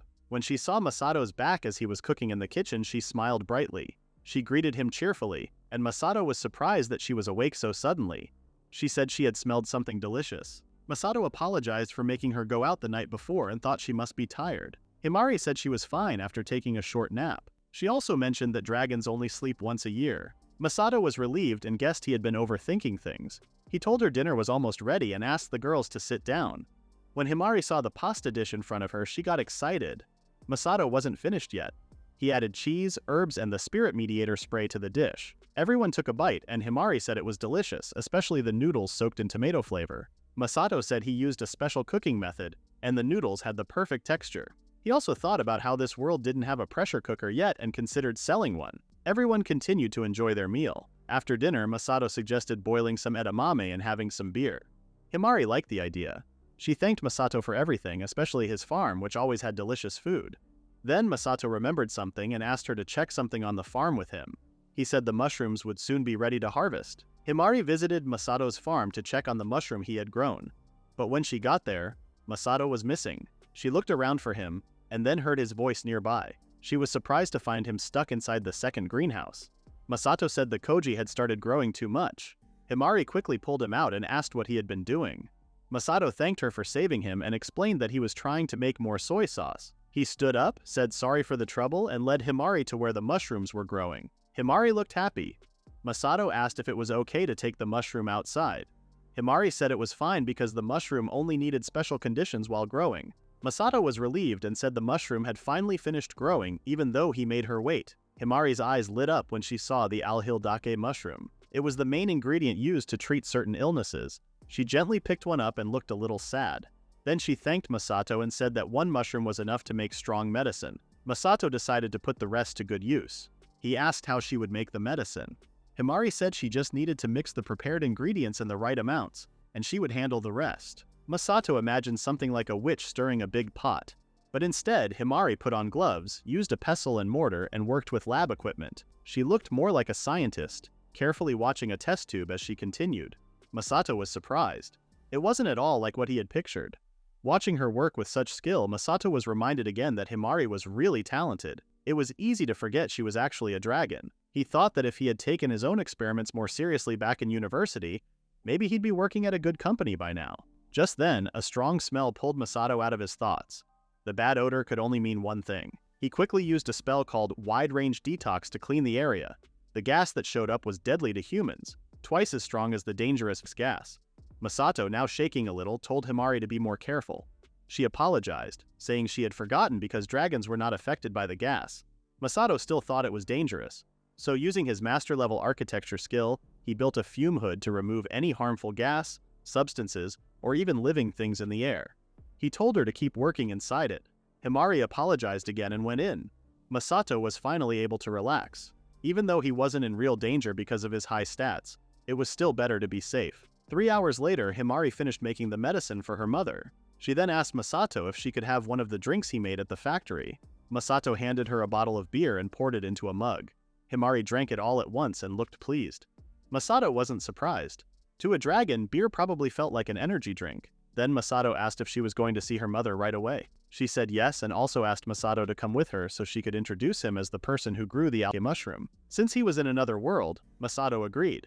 He wanted to see more places anyway, so he asked her to take him along. Masato and Himari quickly left and soon reached the mountains where Himari's sick mother was staying.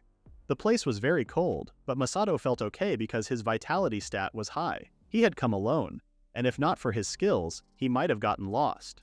While walking, he noticed something surprising. Some trees were glowing. One of the trees was shining with rainbow colors. When he used appraisal, it showed that the tree was called a gaming momifir. It glowed like that when someone with more than 1000 MP got close. It wasn't a normal tree, it was made using the genes of an ancient dragon. It could also reproduce faster than regular trees. Masato was amazed that an ancient dragon had created such a thing. Himari then told him it was her mother who made it. She said the tree was a failed attempt to replace a rare mushroom called the alhildake mushroom. Her mother had done many experiments. She showed Masato other failed ones too, like a bush that looked like coral and some strange bees. Masato realized that Himari's mother didn't just sit around waiting to die, she kept working and trying new things. Himari called for him, and they finally reached a cave. She said her mother was inside. When they entered a room, Masato was surprised to see someone lying on a bed. It was Himari's mother. She opened her eyes after hearing Himari's voice. She sat up slowly and moved her hand around, trying to touch something. Himari took her hand and told her she was back after a long time. Her mother smiled. Masato noticed her eyes weren't focused. He realized the white mage's disease had taken away her sight. Himari was confused and said the last time she saw her mother, she was in dragon form. Her mother explained that she changed into a human to make a certain device smaller. Masato used appraisal again. The device was an artifact made by an ancient dragon to clean magic. It also helped treat white mage's disease. If a dragon used it, it could live 10 years longer. But Masato thought 10 years wasn't a lot for dragons. Himari's mother said this was the best she could do. Himari held her mother's hand tighter and her mother asked what was going on. Himari then said that she had finally made the miracle medicine that could cure her. Her mother was silent for a moment, then shouted in shock. She asked loudly how Himari had done it. Himari said she just followed the theory. Then Himari introduced Masato to her mother. She told her that he was the one who grew the alhildake mushroom. Masato apologized for not introducing himself sooner and said he was a farmer. Himari's mother couldn't believe that a human farmer was able to grow alhildake mushrooms. Himari agreed it was surprising but asked her mother to drink the medicine first. Her mother could tell from Himari's voice that she was serious. She took the bottle, opened it, and drank the medicine. Right after she swallowed it, she felt better. The color in her eyes started to return, and she said that she could now see again. She quickly grabbed a syringe and took some of her own blood. She shook it fast to check the result. When the test showed negative, she knew she was fully cured. Even Masato was surprised that the medicine worked so fast. Himari hugged her mother tightly and cried because she was so happy. Her mother apologized for making her worry and wiped her tears. Masato gave a big sigh of relief. Himari's mother looked at him, thanked him, and said sorry for doubting him. She said he had basically saved her life. Masato said she was very welcome. Now that she could see again, Himari's mother finally understood. She saw how Masato had tamed the Dryads, which was something almost no one could do. It was hard to believe someone was able to do that. She also couldn't figure out how much magic power Masato had. On top of that, he had successfully grown the mushroom. She was amazed and wondered how her daughter met someone like him. Himari didn't know how to explain it, so Masato spoke instead. He said he had gotten lost in the forest after many things happened, and by chance he met Himari. She helped him and took him to town, and that's how they became friends. Himari agreed and said they had never even fought. Himari's mother realized that because of that lucky meeting, she was now safe. She remembered that Masato had said he was a farmer. When she asked again, he confirmed it. Then she said she had something perfect for him and told him to follow her outside. When they stepped outside, both Masato and Himari were shocked. Their eyes widened and their mouths dropped open. In front of them was a piece of land floating in the air. Masato asked what it was. Himari's mother said it was called the floating continent, and it was his reward for growing the alhildake mushroom. She asked him to accept it. Himari asked her mother if she had ever had something like that before. Masato also asked how he was supposed to use it. Himari's mother told him to step onto the land. Masato jumped onto it. Then she told him to pour his magic into it. Masato opened his status window and saw that he had 10,500 MP. He decided to pour 5,000 MP into the land. Right away, a glowing magic circle appeared under his feet. The floating continent began to shake. Suddenly, the land grew so large that he couldn't even see the end of it. Masato was shocked and couldn't say a word. One of the Dryads asked if he was okay. Masato said he was, but he had poured in too much magic. He even wondered if he had buried a whole mountain and cave by accident. Himari's mother told Masato it was okay because he could always check things again when he came back. Masato jumped off the floating continent, and just like before, the land below looked smaller and smaller. After that, Himari's mother explained that the floating continent could grow bigger on the inside if magic was added to it. 1 acre of land appeared for every point of magic used, so even if it looked like a huge place when standing on it, its outside size stayed the same. She also said the land was great for farming, and with it, Masato could really improve his farming skills. Masato asked if it was really okay for him to take something so powerful. Himari's mother told him that she had made it when she was trying to grow a rare mushroom called the alhildake, but since she didn't need it anymore after she got better, she wanted Masato to have it. Masato thanked her for the gift. But she wasn't finished yet. She had one more thing to give him as a reward. She gave him a seed and said it came from the world tree. She said it was perfect for someone who had tamed Dryads. The Dryads got excited and asked Masato to take care of it. Masato was surprised to hear something so amazing. Himari's mother explained that the world tree had a strong connection with Dryads. Its fruit could help them grow and become much stronger. Masato didn't fully understand what she meant by greater heights, but for now he decided to plant the seed and use a growth enhancer on it. Suddenly, the world tree showed up as a small sprout, and Himari's mother was shocked. She said it should have taken at least 1,000 years before the tree could grow fruit. But Himari explained that Masato had used a growth booster for just 3 months. Masato didn't understand why she sounded so proud about it. He said they still had a long way to go, but he promised to take good care of the world tree for the Dryad's sake. He thanked Himari's mother for all her help. She said it was nothing and that no gift could ever be enough to repay him for saving her life. Himari and the Dryads were getting excited about the world tree. Masato couldn't believe he had just received something so incredible. He had always wanted to grow many kinds of crops, and now it looked like he finally could. He was excited to see what the future had in store for them. But one thing still bothered him. He had no idea how to explain everything to Carol when he went to buy seeds next time. A few days later, Himari's mother taught Masato how to clear his mind and focus. She told him to imagine the island he wanted to make. Masato closed his eyes and focused hard. Slowly, something began to appear in front of him. Himari and the Dryads watched closely. In just a moment, a small island appeared, just like that. Himari's mother said it worked. She explained that Masato could now create islands that couldn't be seen from outside the continent. She also said that anything made on the island would return to its normal size once it left the island, because it would no longer be affected by the island's special space. She added that the land on the island could be changed to anything just by thinking about it. Suddenly, black liquid burst out from the island like a fountain. Himari thought something went wrong, but Masato said it worked just like he planned. He had imagined an oil field. Himari didn't know what that was. Masato then held out his hand and some of the black liquid turned into clear plastic bottles using advanced alchemy. Himari was confused about how the black liquid turned into something see-through. Masato told her they were called plastic bottles. Himari's mother was surprised that the first thing Masato made using the island was a container. She said Masato always had a way of doing unexpected things. Himari proudly said she wasn't surprised at all. Masato asked why she looked surprised earlier, but he was just happy that he had finally made the bottles. Himari already knew where those bottles were going to be used. Later, Masato went to the 3rd and 4th floors of his factory to use time manipulation on the beer and soy sauce. He said everything was ready. Himari guessed that they were going to fill bottles with the products. Masato agreed, explaining that they needed to repackage them for selling. When the oil field ran out, Masato used the leftover soil from the island to make a large number of glass bottles. He told Himari to imagine him doing it on an empty lot in the city. Himari understood that digging big holes like that could have caused trouble in a crowded place. As she watched the production process, Himari started to feel sleepy. She saw the bottles getting filled one by one. In the end, Masato had 10,555 bottles of soy sauce and 102,870 bottles of beer. That was about 10,000 servings of soy sauce and 100,000 of beer ready to be sold.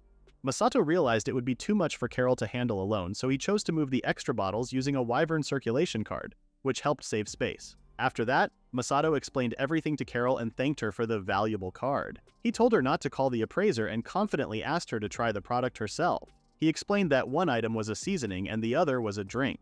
Carol noticed something strange and asked what the container was made of because she had never seen one like it before. Masato said it was called a plastic bottle and gave her an empty one to check. Carol found it soft, and the crinkling sound it made caught her attention. Masato told her it wouldn't break even if it fell. Carol thought that was useful. Since she could only sell products through Cole, Carol decided to keep the item safe until Cole came back. Masato thanked her for doing that. Then Carol asked what Masato planned to do next.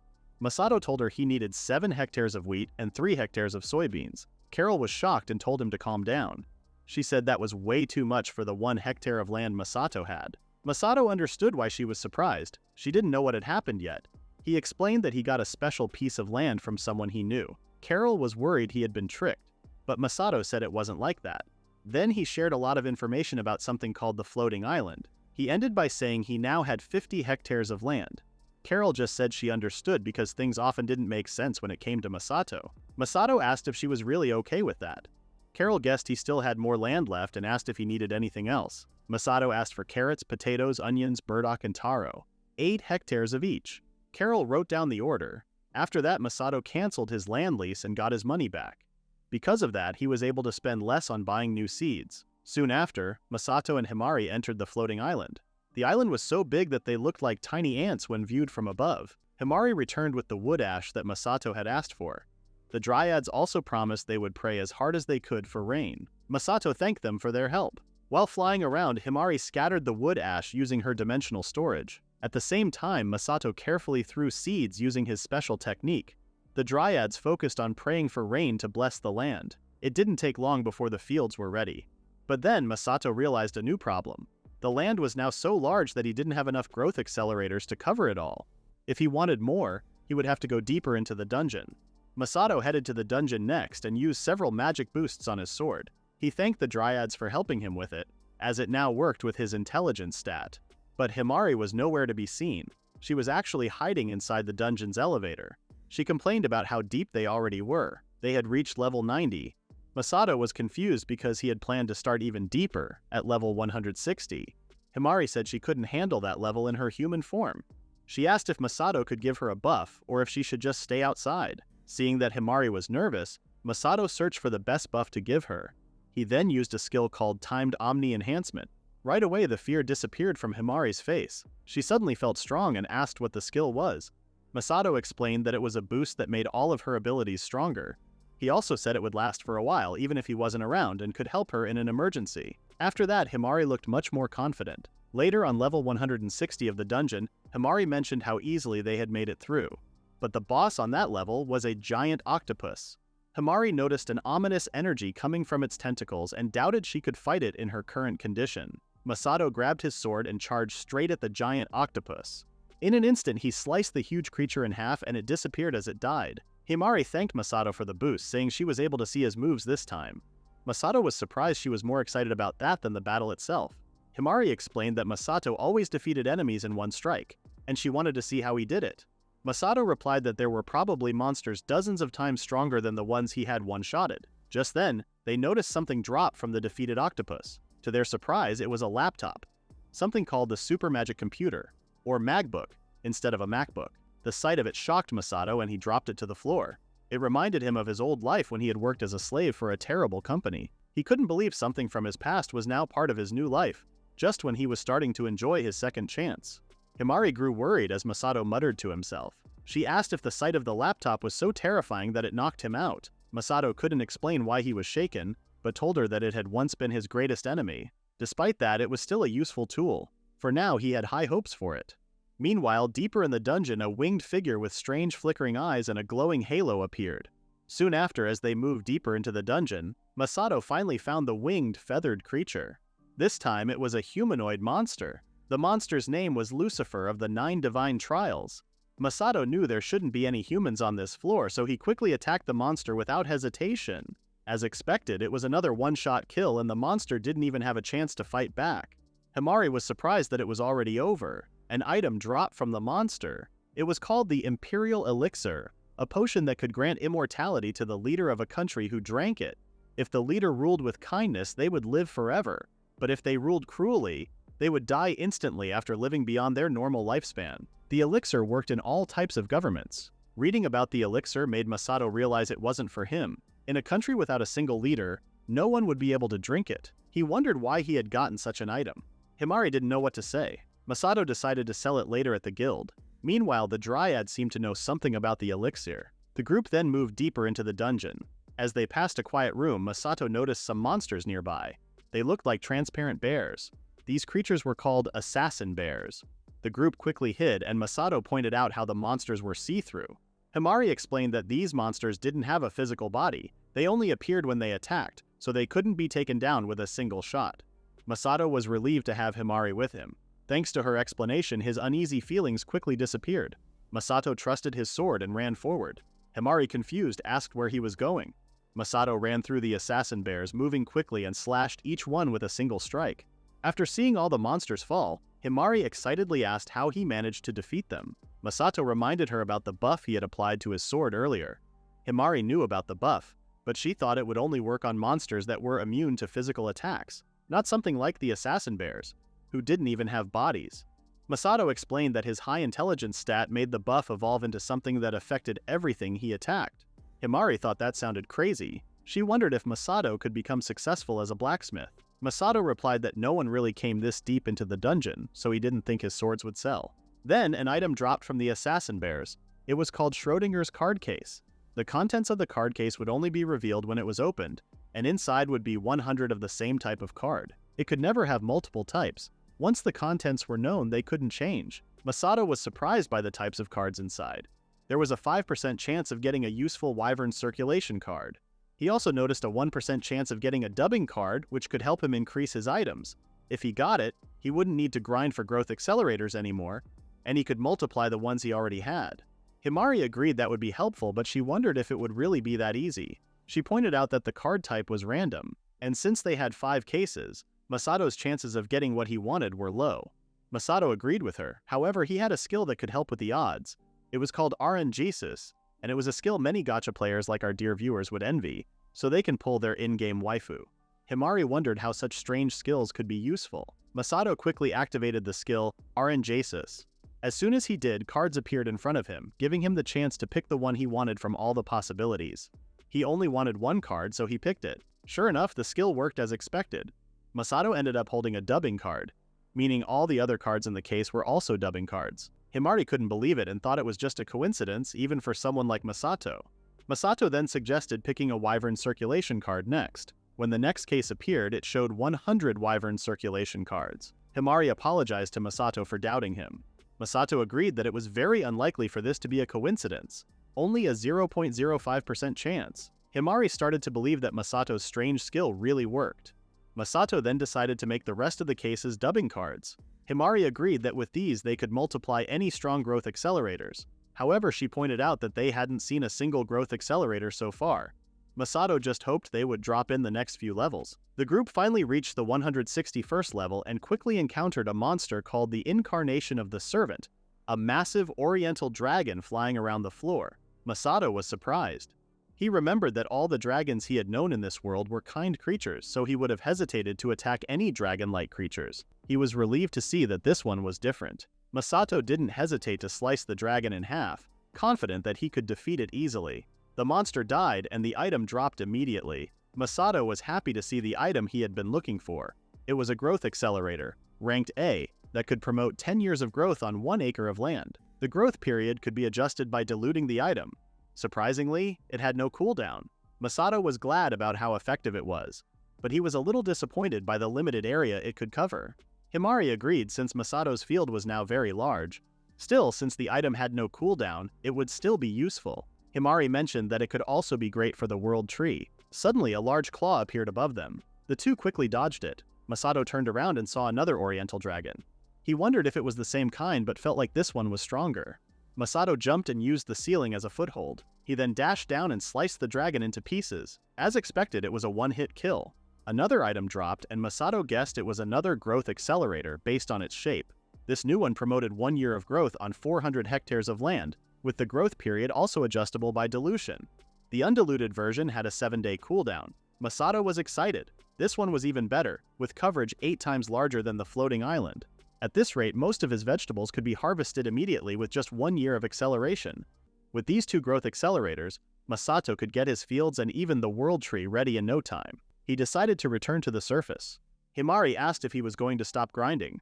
Masato pointed out that he already had the dubbing cards. After returning to the surface, Himari said goodbye to Masato and headed home. Curious, Masato checked his stats. As usual, his stats were incredibly strong and had increased again.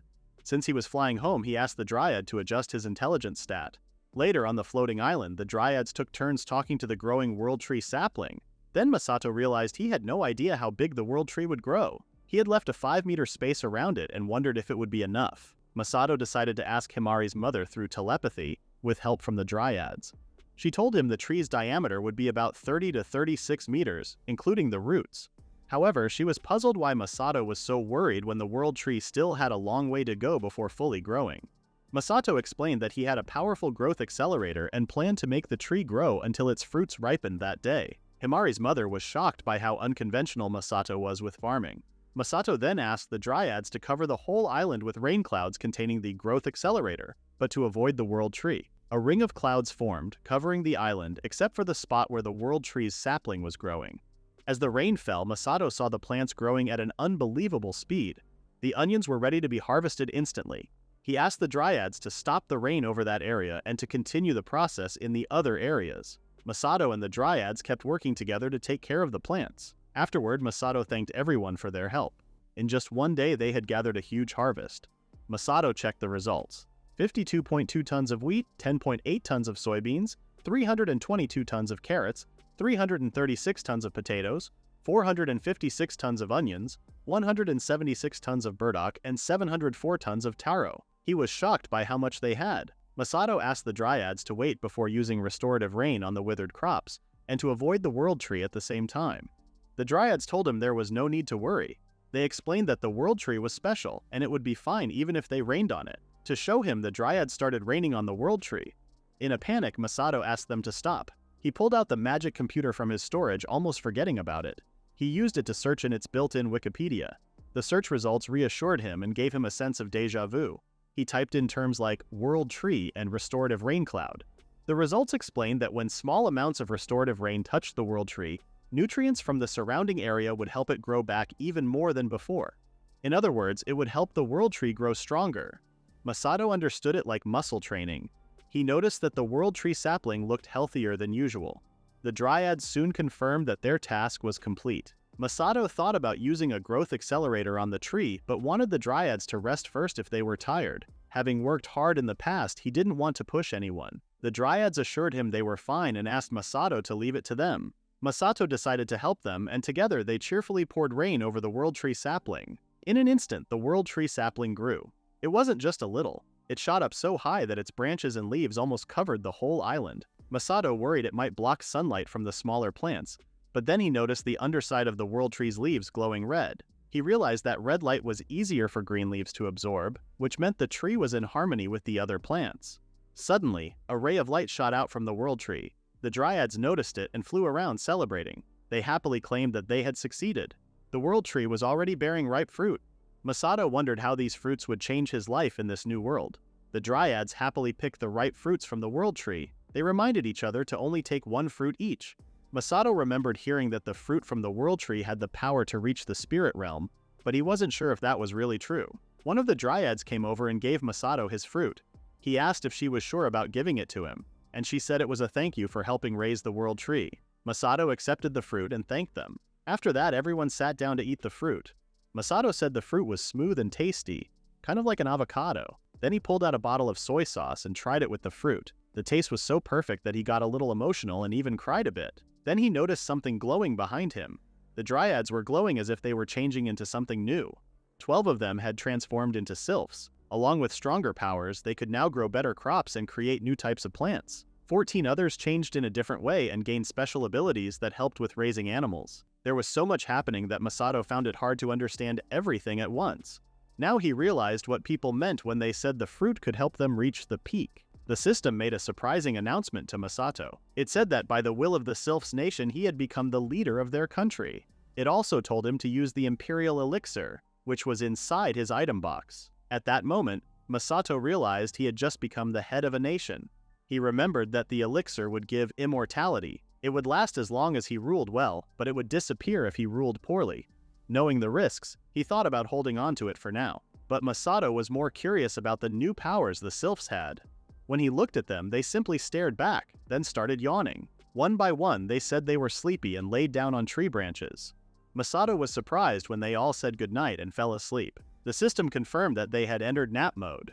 Masato just smiled and let them rest. They had worked hard for him and he wanted them to have a good break. Some time passed and Masato climbed down from the tree. As he thought about what to do next, one sylph suddenly told him to wait. Masato was surprised she was awake and told her to sleep more if she needed to. But the sylph said she was just curious. Masato then asked her to watch carefully. He held out his right hand and said that from now on it was his turn to give everything he had. A magic circle appeared on his palm, and it grew until it covered the whole floating island. The island began to shake and grow larger. The Dryad watching nearby was shocked by the change. Masato then said he wanted to create something. When the Dryad asked what it was, he simply said, vinegar and miso. Masato needed koji mold and lactic acid bacteria to make what he had planned. Yeast naturally stuck to wheat from the air. During the fermentation process, he knew that using only acetic acid bacteria wasn't enough for stable results. He remembered a story he had heard before, that some helpful bacteria lived in the intestines of honeybees. These could be collected by dissecting the bees. He also thought about a genetically modified honeybee that made super sweet honey.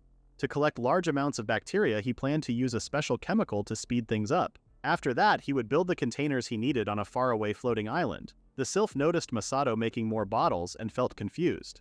Masato explained that he wasn't only making miso and vinegar.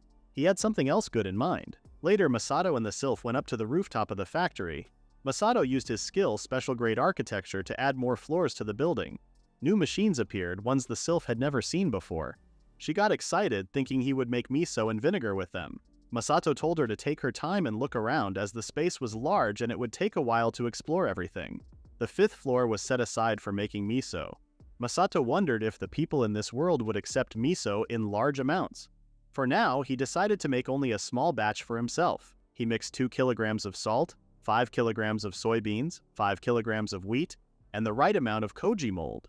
First, he soaked the soybeans in water, then boiled them for an hour and a half. After that, he added the other ingredients. That night at Masato's place, Himari woke up from a nap and saw Masato cooking. He told her to look forward to the meal because he had finally made something he really wanted. Himari guessed he had come up with another creative idea. The sylph asked what he was making. Since it was a special day, Masato said he was cooking a dish using all the vegetables they had harvested. First, he soaked the thin slices of burdock root in water with vinegar. Then he lightly boiled the taro root to remove its strong taste. He put the harder-to-cook vegetables in a pot with water. Once the onions became soft, he added the miso and heated everything up, stopping just before it started to boil. Masato said he was done. He had made potato mochi and miso soup with a glass of beer on the side.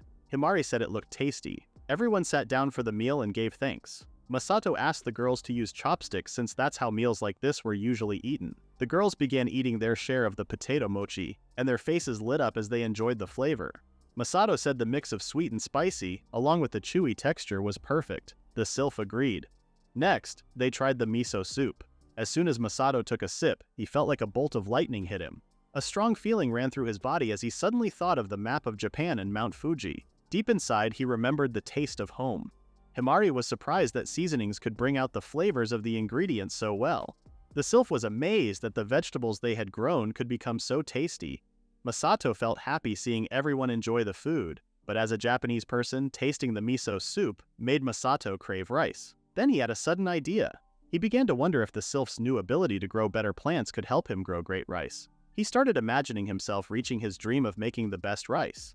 As the meal went on, Himari also had a sudden thought. She turned to the side and asked who the sylph was.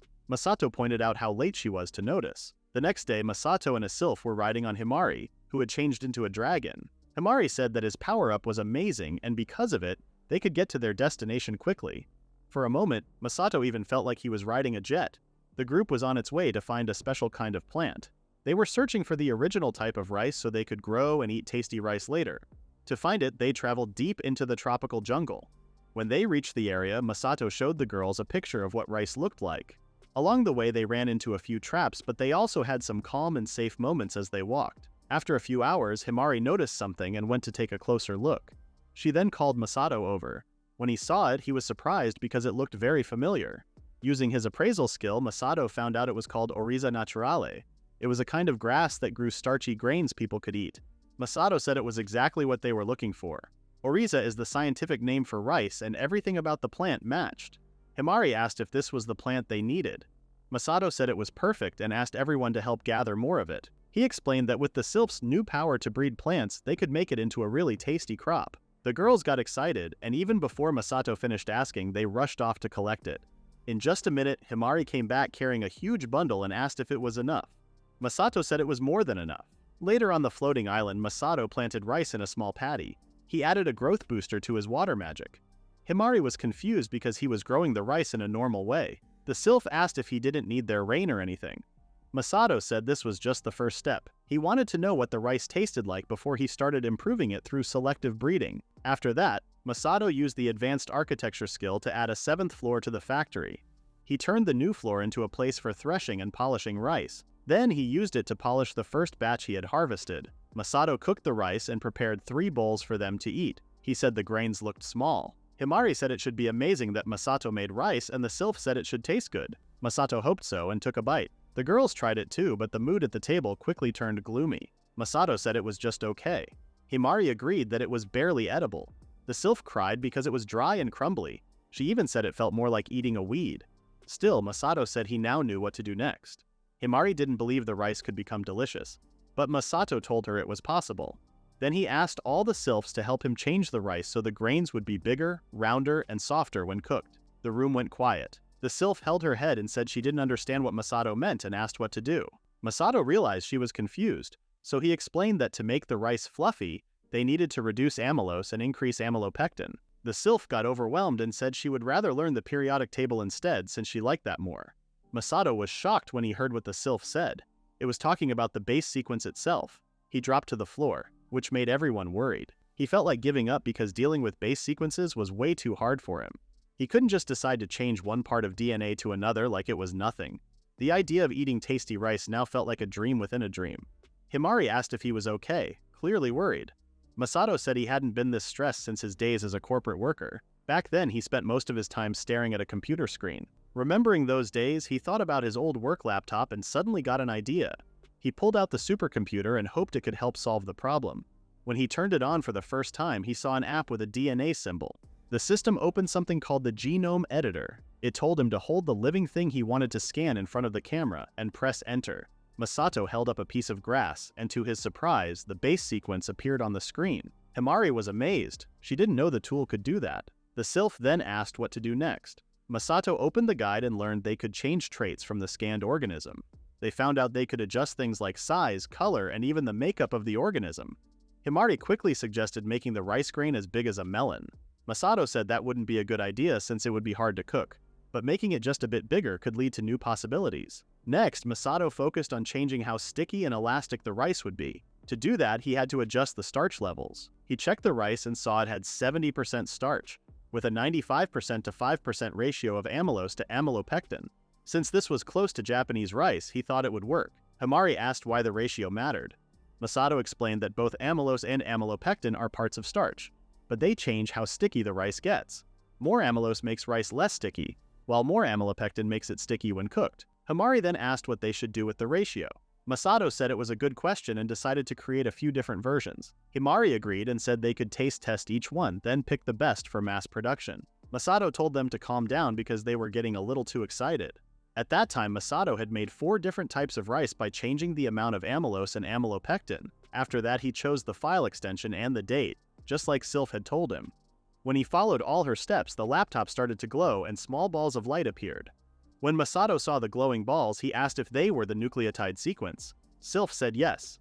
Then she called her sisters over, and they all started eating the glowing balls like a snack. Masato and Himari were surprised to see them eating the balls of light so casually. The first Sylph then asked if everyone understood, and they all said yes. That's when Masato realized they were sharing genetic information by eating the light. Now that everything was ready, Masato showed the Sylphs the rice plants he had with him. He asked them to rewrite the plants into the 4 types he had created on the laptop. The Sylphs cast their magic on the rice plants.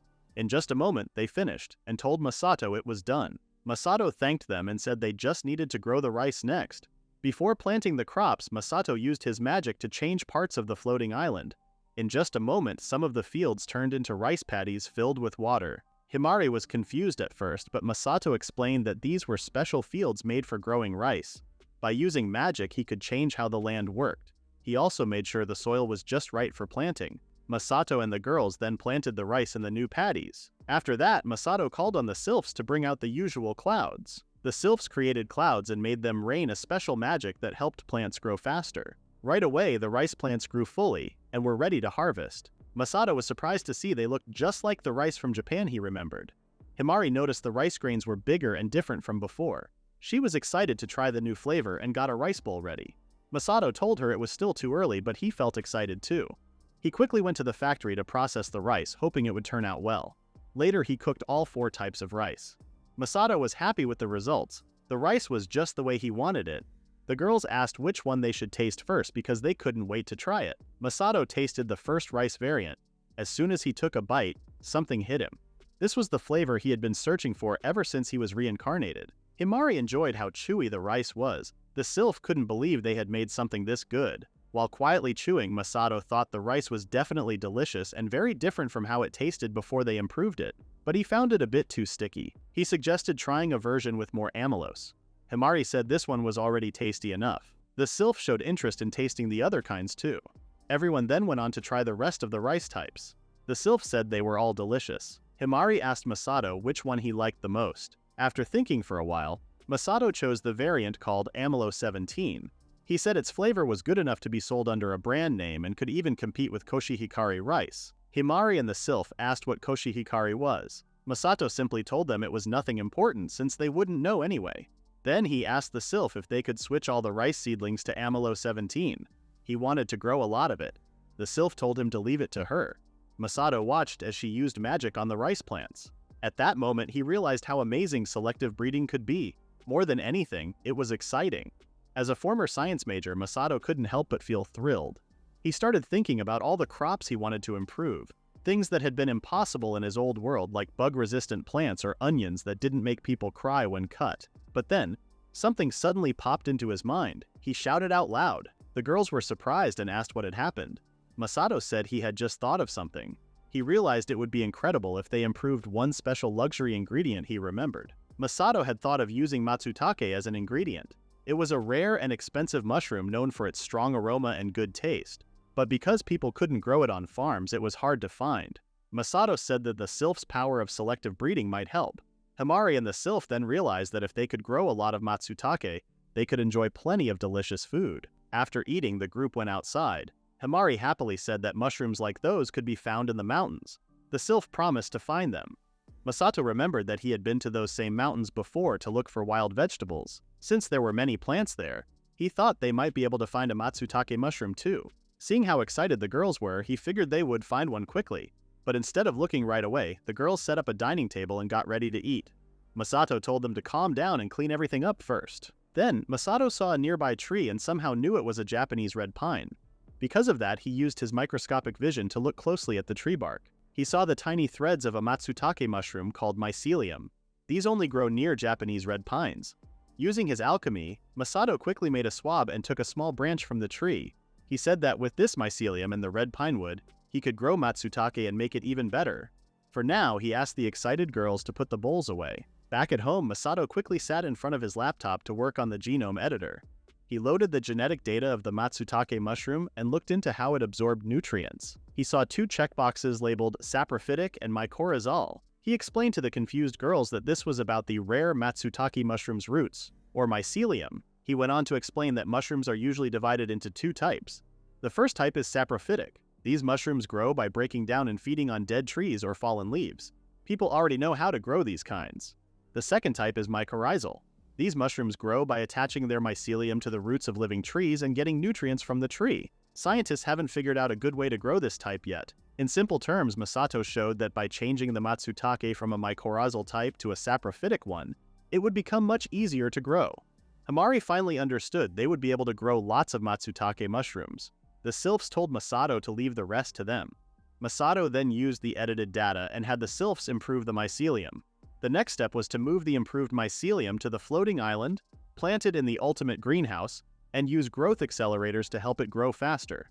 He also had to split the mycelium and make something called spawn, which looked like a piece of wood. Himari was confused and asked how the wood helped grow mushrooms. Masato explained that this was where the Japanese red pine branch he found earlier became important. He planted the red pine branch in the ground and used a growth accelerator and special blessed rain clouds to make it grow as if 30 years had passed in just a moment. Right away, the branch grew into a tall, strong tree. He also grew 7 more logs, placing them close together.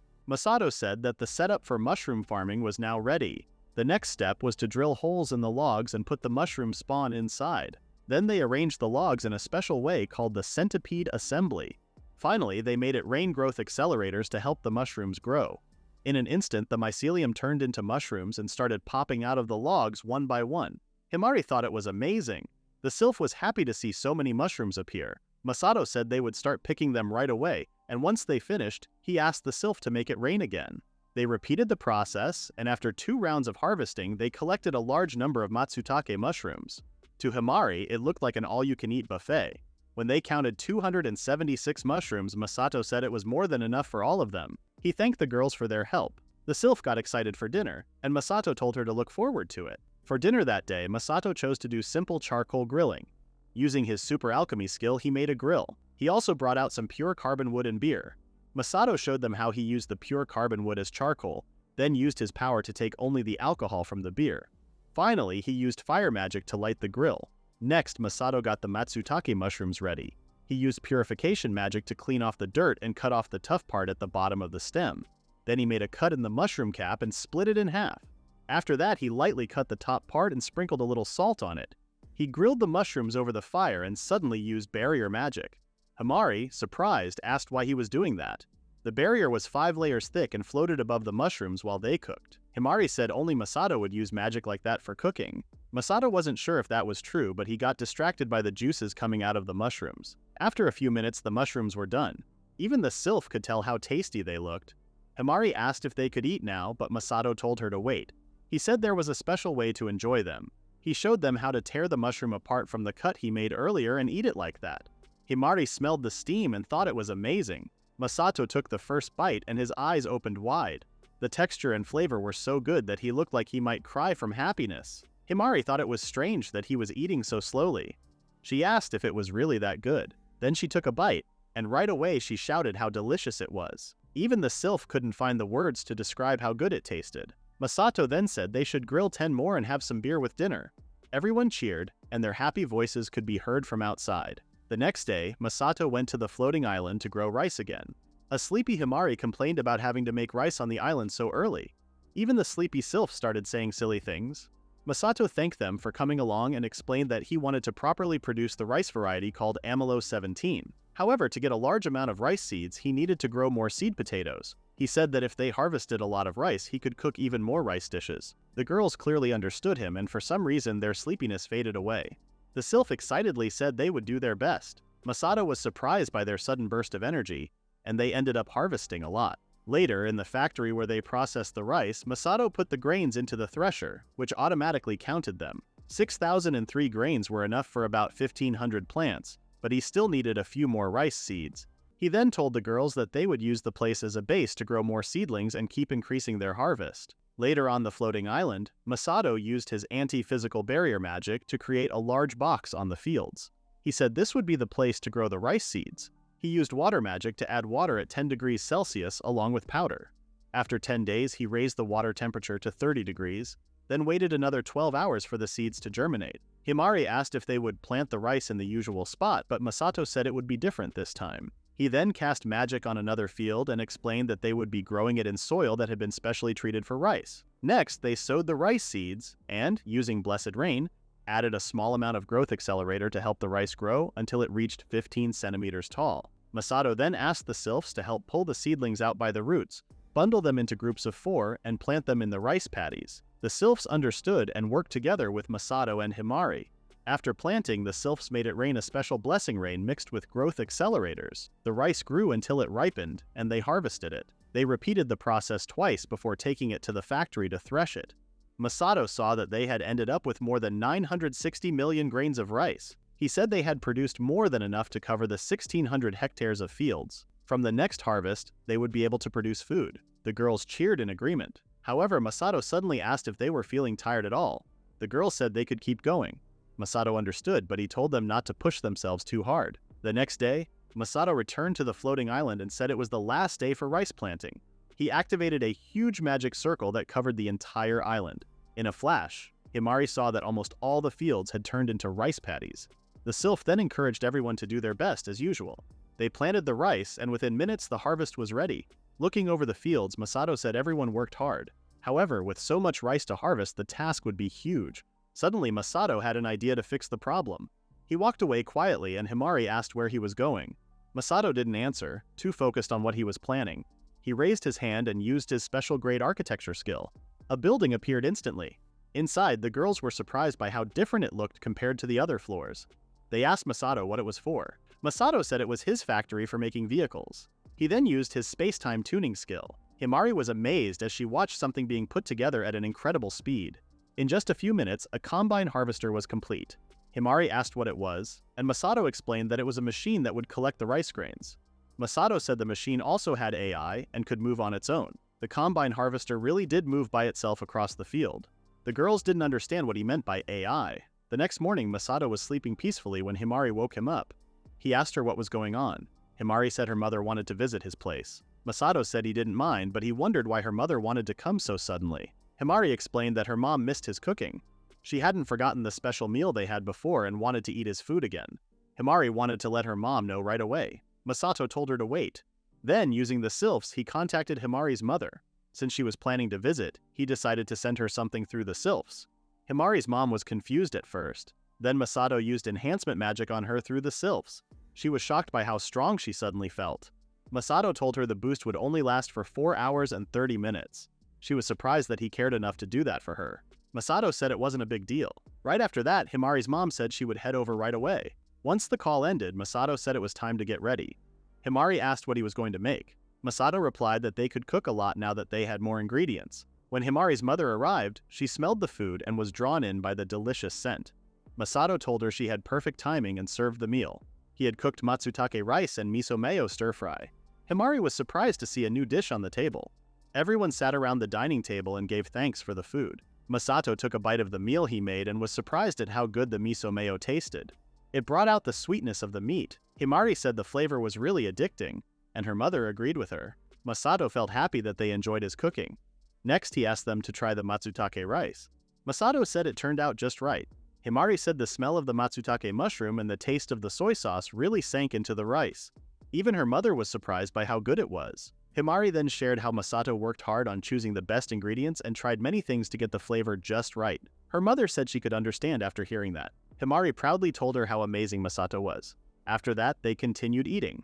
After the meal, Himari said it was her first time seeing those kinds of dishes, but they all tasted great. Her mother remembered that in the human world, there were high-ranking cooks called royal chefs. She suggested that Masato should become one, but Masato kindly said no. Himari's mother didn't understand why, since his food was so good and not well known. Masato thought he would be happy if Japanese food became more popular in this world and people had more chances to try it. He said he wanted to share his cooking with everyone. If he was going to do that, he believed he needed the skills of a real chef. He hoped someone would help him make it happen. At the same time, in a nearby market, some street vendors noticed the same girl walking around. One man said it couldn't be helped. Maybe she still couldn't let go of her dream to be a chef. He felt sorry for her. If something bad hadn't happened, she might have become a professional by now. This girl had lost her left arm and with it her dream too. The day after eating with Himari's mother, Masato went to the guild to sell the crops he had grown. Later, in the guild's warehouse, the old man with the appraisal skill was already waiting. Carol had heard that Masato brought new crops and seasonings. Masato told them he had stored everything in his magic cards again. One by one, the crops appeared. First were the carrots. Eating them made wrinkles disappear because they were full of something called ultra-beta-carotene. Next came the special onions. They helped the immune system, killed bacteria and viruses, and even removed poisons and curses. Then there were the tranquility yams. These yams erased bad feelings like anger, anxiety, and stress. There was also a holy burdock. It helped with digestion and burned body fat, making it easier to lose weight. Masato also showed them some taros. These boosted both physical and magical strength. Eating one made all stats go up by 10 for a short time. He also had a rice wine that got rid of purines from other foods and protected the body from gout. Lastly, he revealed a type of vinegar that made HP and MP recover 100 times faster than usual. The old man was speechless. All the crops and seasonings seemed too amazing to be real. He especially couldn't believe that a taro could raise someone's stats. Masato said the boost wasn't that big though. Carol was more curious about the yam that removed negative emotions. Masato thought that if a psychiatrist from his old world saw it, they might faint. He also wondered why the appraisal skill gave the yams and carrots such strange names. Masato told the two that he still had something to show them. He said he had prepared some food for them to taste and asked if they could try it. Carol asked why he bothered to cook it himself. Masato explained that they wouldn't understand how good the ingredients were if they ate them raw. He wanted them to try the dish and decide if it was good enough to sell. He then brought out a plate of matsutake fried rice and another dish made with miso. When the old man tasted the miso dish, he became emotional. It was not only tasty but also known to help fight cancer. Carol found the rice chewy and delicious, especially with the mushrooms. Masato saw that they both enjoyed the food, so he decided to start making more of it. Carol thanked him for the meal. The old man was amazed that Masato had gone so far as to improve the crop's quality. He praised Masato over and over, even calling him the ultimate farmer. Embarrassed, Masato asked him to stop. Still, the old man kept speaking highly of him, especially after learning that Masato had grown rare matsutake mushrooms, over 100 of them from just one log. He said it was like Masato had basically broken the rules of nature. After that, Masato showed the large amount of produce he was selling this time. Carol looked worried and asked if he was really selling that much. The old man reminded Carol to make sure everything was sold through coal. Carol promised to hand everything over once she got back. Then Masato remembered something and gave Carol over 70 movement use cards. At first, Carol was relieved they were just cards. But then she noticed there were too many to hold, and they started falling from her hands. The old man said it wasn't something that should be passed around so easily. Feeling nervous, Carol said she would tell the staff right away. Masato appreciated her response, but he wasn't sure if it could be done that quickly. The old man explained that Cole had a magical tracker that helped find and locate things. Masato asked if they knew where Cole was at the moment. He understood the guild wanted to get rid of the extra items as soon as possible, so he gave them the cards to help make their work easier. Carol understood. She also thought that Masato gave them the cards because he was excited to hear how the sales would go. She promised they would work hard to sell the items quickly and report back right away. Masato thanked them for that. Before he left, Masato told them he was going to prepare for the next batch of crops. The old man wondered what surprising idea Masato would come up with next. Carol was excited too. Masato asked them to wait for him because he had already decided what he wanted to make next. The next day, Masato and Himari arrived at a new place. Masato thanked her for taking him to the sugarcane fields. Himari asked why they were there. Masato said he wanted to make another kind of seasoning. Mirin was a seasoning that stood on the same level as soy sauce and miso. Its main ingredients were a large amount of rice and brewer's alcohol. Masato believed that blackstrap molasses was an important part of making brewer's alcohol. When Himari showed confusion, Masato explained that it was a thick liquid with leftover sugar that came from refining sugar out of sugarcane. Since it was a byproduct, they would end up making sugar at the same time. Masato then suggested collecting sugarcane using nearby nodes. He created several tools by using his advanced alchemy skill. He told Himari to cut the sugarcane on both sides of 2 nodes along the stem. Himari thought the cutting method looked strange. Masato explained that cutting it this way allowed the stem to sprout again once it was planted in properly prepared soil. He said there was enough sugarcane to plant across the entire floating continent, but for now they should return after gathering only what they could carry. After that, Masato asked the sylphs to raise his agility stat to the maximum. Himari wondered what he planned to do next. Masato concentrated and activated his skill called Simple Task Automation. In a single moment, all the sugarcane behind Himari and the sylphs was cleanly cut into pieces. Himari was stunned by what she saw and assumed he had used a skill that cut everything at once. Masato later explained that he had actually cut each stalk one by one. Simple Task Automation allowed him to perform a task he wanted at full speed without losing focus. This skill worked best when paired with an extremely high agility stat. After checking his system window, he confirmed that they had gathered 80,000 pieces of sugarcane. Once everything was done, he asked the sylphs to return his agility stat to its normal level. When he got back home, Masato opened the genome editor. Masari wondered if he was making changes before planting. Masato confirmed it and explained that he had slightly lowered the best climate setting to raise the sugar level. The sylphs felt excited because they wanted to taste something sweet. Masato believed this change would raise the amount of sugar made from each harvest unit. After that, they returned to the floating continent to prepare the soil for planting the sugarcane. Masato then formed an anti-physical barrier in mid-air and placed the sugarcane stems on top of it. Himari felt curious about his reason. Masato then used the barrier to throw the stems across a wide area on the ground. The sylphs praised him and gave him 10 points for the throw. When the stems landed, they lined up cleanly and evenly. Himari thought this happened because Masato's high dexterity worked again. The next step was to cast Rain of Blessing mixed with a growth accelerator so the stems could sprout. Once the sprouts came out from the stems, Masato increased his agility to the limit and planted them using Simple Task Automation. After that, he watered them again with more growth accelerator to help them grow faster. In an instant, the sugarcanes grew tall. Himari believed they were over 5 meters high. Masato had thought sugarcanes only grew to about 3 meters, but his field had turned into something like a forest. The nodes were exactly 20 centimeters apart. He noticed that he could get 13 two-budded sets from each cane. He could then make the 2 budded sets, plant them, grow them, and repeat the same process 2 more times. The girls felt amazed as they saw one side of the continent turn into a sugarcane field almost instantly. Even so, they worried about how they would harvest such a large area. Suddenly, loud machine noises filled the air. A harvester rushed past them at high speed and cut down every sugarcane in the field. Masato explained that it was a harvester he had just made for collecting the sugarcanes. Himari reacted by saying he was clearly cheating. When it came to the yield, Masato confirmed that the harvest reached 40,000 tons of sugarcane. Himari felt impressed and wondered if he would make the sugar right away. Masato said they should grow even more now that they were on the floating continent. Himari complained that it would mean much more work. Masato then explained another way to grow sugarcane. This method used the roots left behind after harvesting. The sylph reacted with excitement, saying that sounded easier. Himari believed they could now get as much sugarcane as they wanted thanks to those roots. Masato explained that it would not work forever. There was a limit to how many times the root cultivation method could be used, and it was normally only 3 to 5 times. Hearing that made the sylph sound sad. Himari then told them to wait. She reminded them that the crop was planted by Masato and doubted it would follow normal rules. Masato wondered where that idea even came from. Still, there was a past example with the matsutake mushrooms that could be harvested 100 times. With that in mind, he used appraisal on the sugarcanes. To his surprise, the sugarcanes could also be cultivated 100 times. Himari praised Masato and called him the ultimate farmer with unmatched skill. She then noticed something was wrong. Masato covered his eyes and said the information shown by the appraisal was simply too much to take in. In an instant, Masato and the girls managed to recultivate and reharvest the fields 100 times. Even so, Masato did not expect the result to be so extreme. They ended up with a massive haul of 4 million tons of sugarcane. The girls said the harvesting process had been too tiring and the endless loops had frightened them.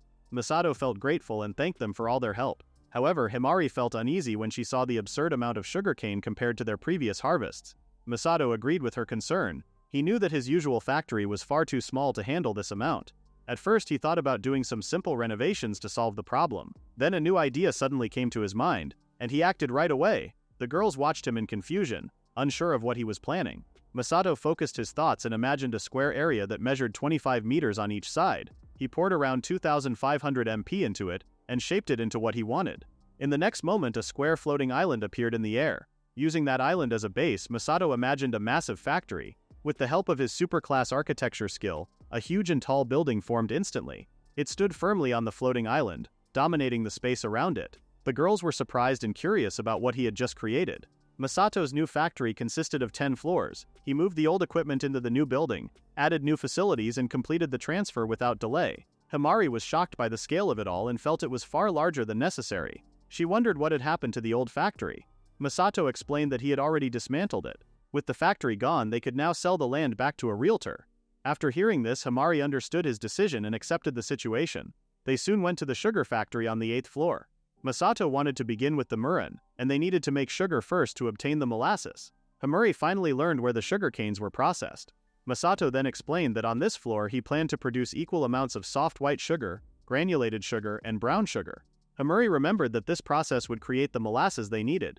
Since there was plenty of time, Masato decided to skip the refining time by using his chrono tuning skill. After everything was finished, Masato placed all of it into his storage. There were hundreds of tons of sugar and molasses inside. Himari said that the amount was on a completely different scale. Masato confirmed that it outweighed every crop they had ever harvested before. Because there was so much, Himari and the sylph asked if they could taste the noble's condiment. Masato gave them permission. Himari and the sylphs then enjoyed the processed sugar and their expressions clearly showed how happy they felt. After the girls finished their taste testing, Masato told them it was time to move on to the next step. He asked them to stop licking the sugar. Their new goal was to make mirin. Masato said he had already grown yeast using the leftovers from the shochu batch. He explained that rice produced about 3 times its weight in rice shochu. They planned to make everything at the distillery on the 6th floor. Himari could not stop thinking about the rice liquor and nearly drooled at the idea. Masato then added all the needed ingredients to form the mash. He explained that the real work would start on the 10th floor. First the rice was steamed. Next koji was added and left to age. After that the alcohol was brewed. The mixture was stirred well and the mash was completed. The mash was then aged to turn it into mirin. After that the mash was pressed, and the long aging process was skipped by using the chrono tuning skill. The bottles were made on the island and once the mirin was poured into them, the process was finished. Masato looked proud of the result. Himari said that mirin was a beautiful condiment. The sylph pointed out that the whole process involved a lot of work. Masato confirmed that they had made almost 5,000 bottles. Since each bottle held 500 milliliters, the total came to about 2,400 liters. Himari noticed that the amount seemed small when compared to the sugar and molasses, but it was actually very large. She then asked how they planned to use it since she could not really picture it. Masato told her to watch and see. When he thought about using mirin, only one classic choice came to mind. Since they had used up their rice while making the mirin, Masato had 3 cups of rice polished at the mill and quickly cooked it. After that, he prepared the ingredients. He used the leftover vegetables that he had not sold. He washed them using the clean skill and then cut them into proper sizes. He removed the bitterness from the burdock and taro. He also cut the boar meat into small easy-to-eat pieces. Next he made a mixed dashi stock. He created water using magic and dissolved the umami seasoning into it. After that he added 4 tablespoons of shochu, mirin and soy sauce, along with 2 tablespoons of white sugar. He mixed everything well to finish the broth. He poured the broth into the pot and added all the ingredients. The pot was heated over medium heat. He then skipped 30 minutes using chrono tuning. The girls were already staring at the pot, clearly tempted by the hot food. Masato then used barrier and ice magic on the pot that was still very hot. The girls wondered why he did that, since it had just been boiling moments before. Masato told them to relax because the dish he was making absorbed more flavor as it cooled. After that he used chrono tuning again to skip time and cool the pot down to fridge temperature. He then heated it once more and skipped time again. The smell became even richer and the girls said it already smelled amazing.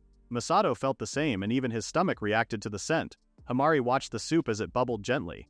Masato then said it was the right moment. The nemono was finally finished. The sylph looked pleased when she saw the new dish. Himari commented that it looked delicious.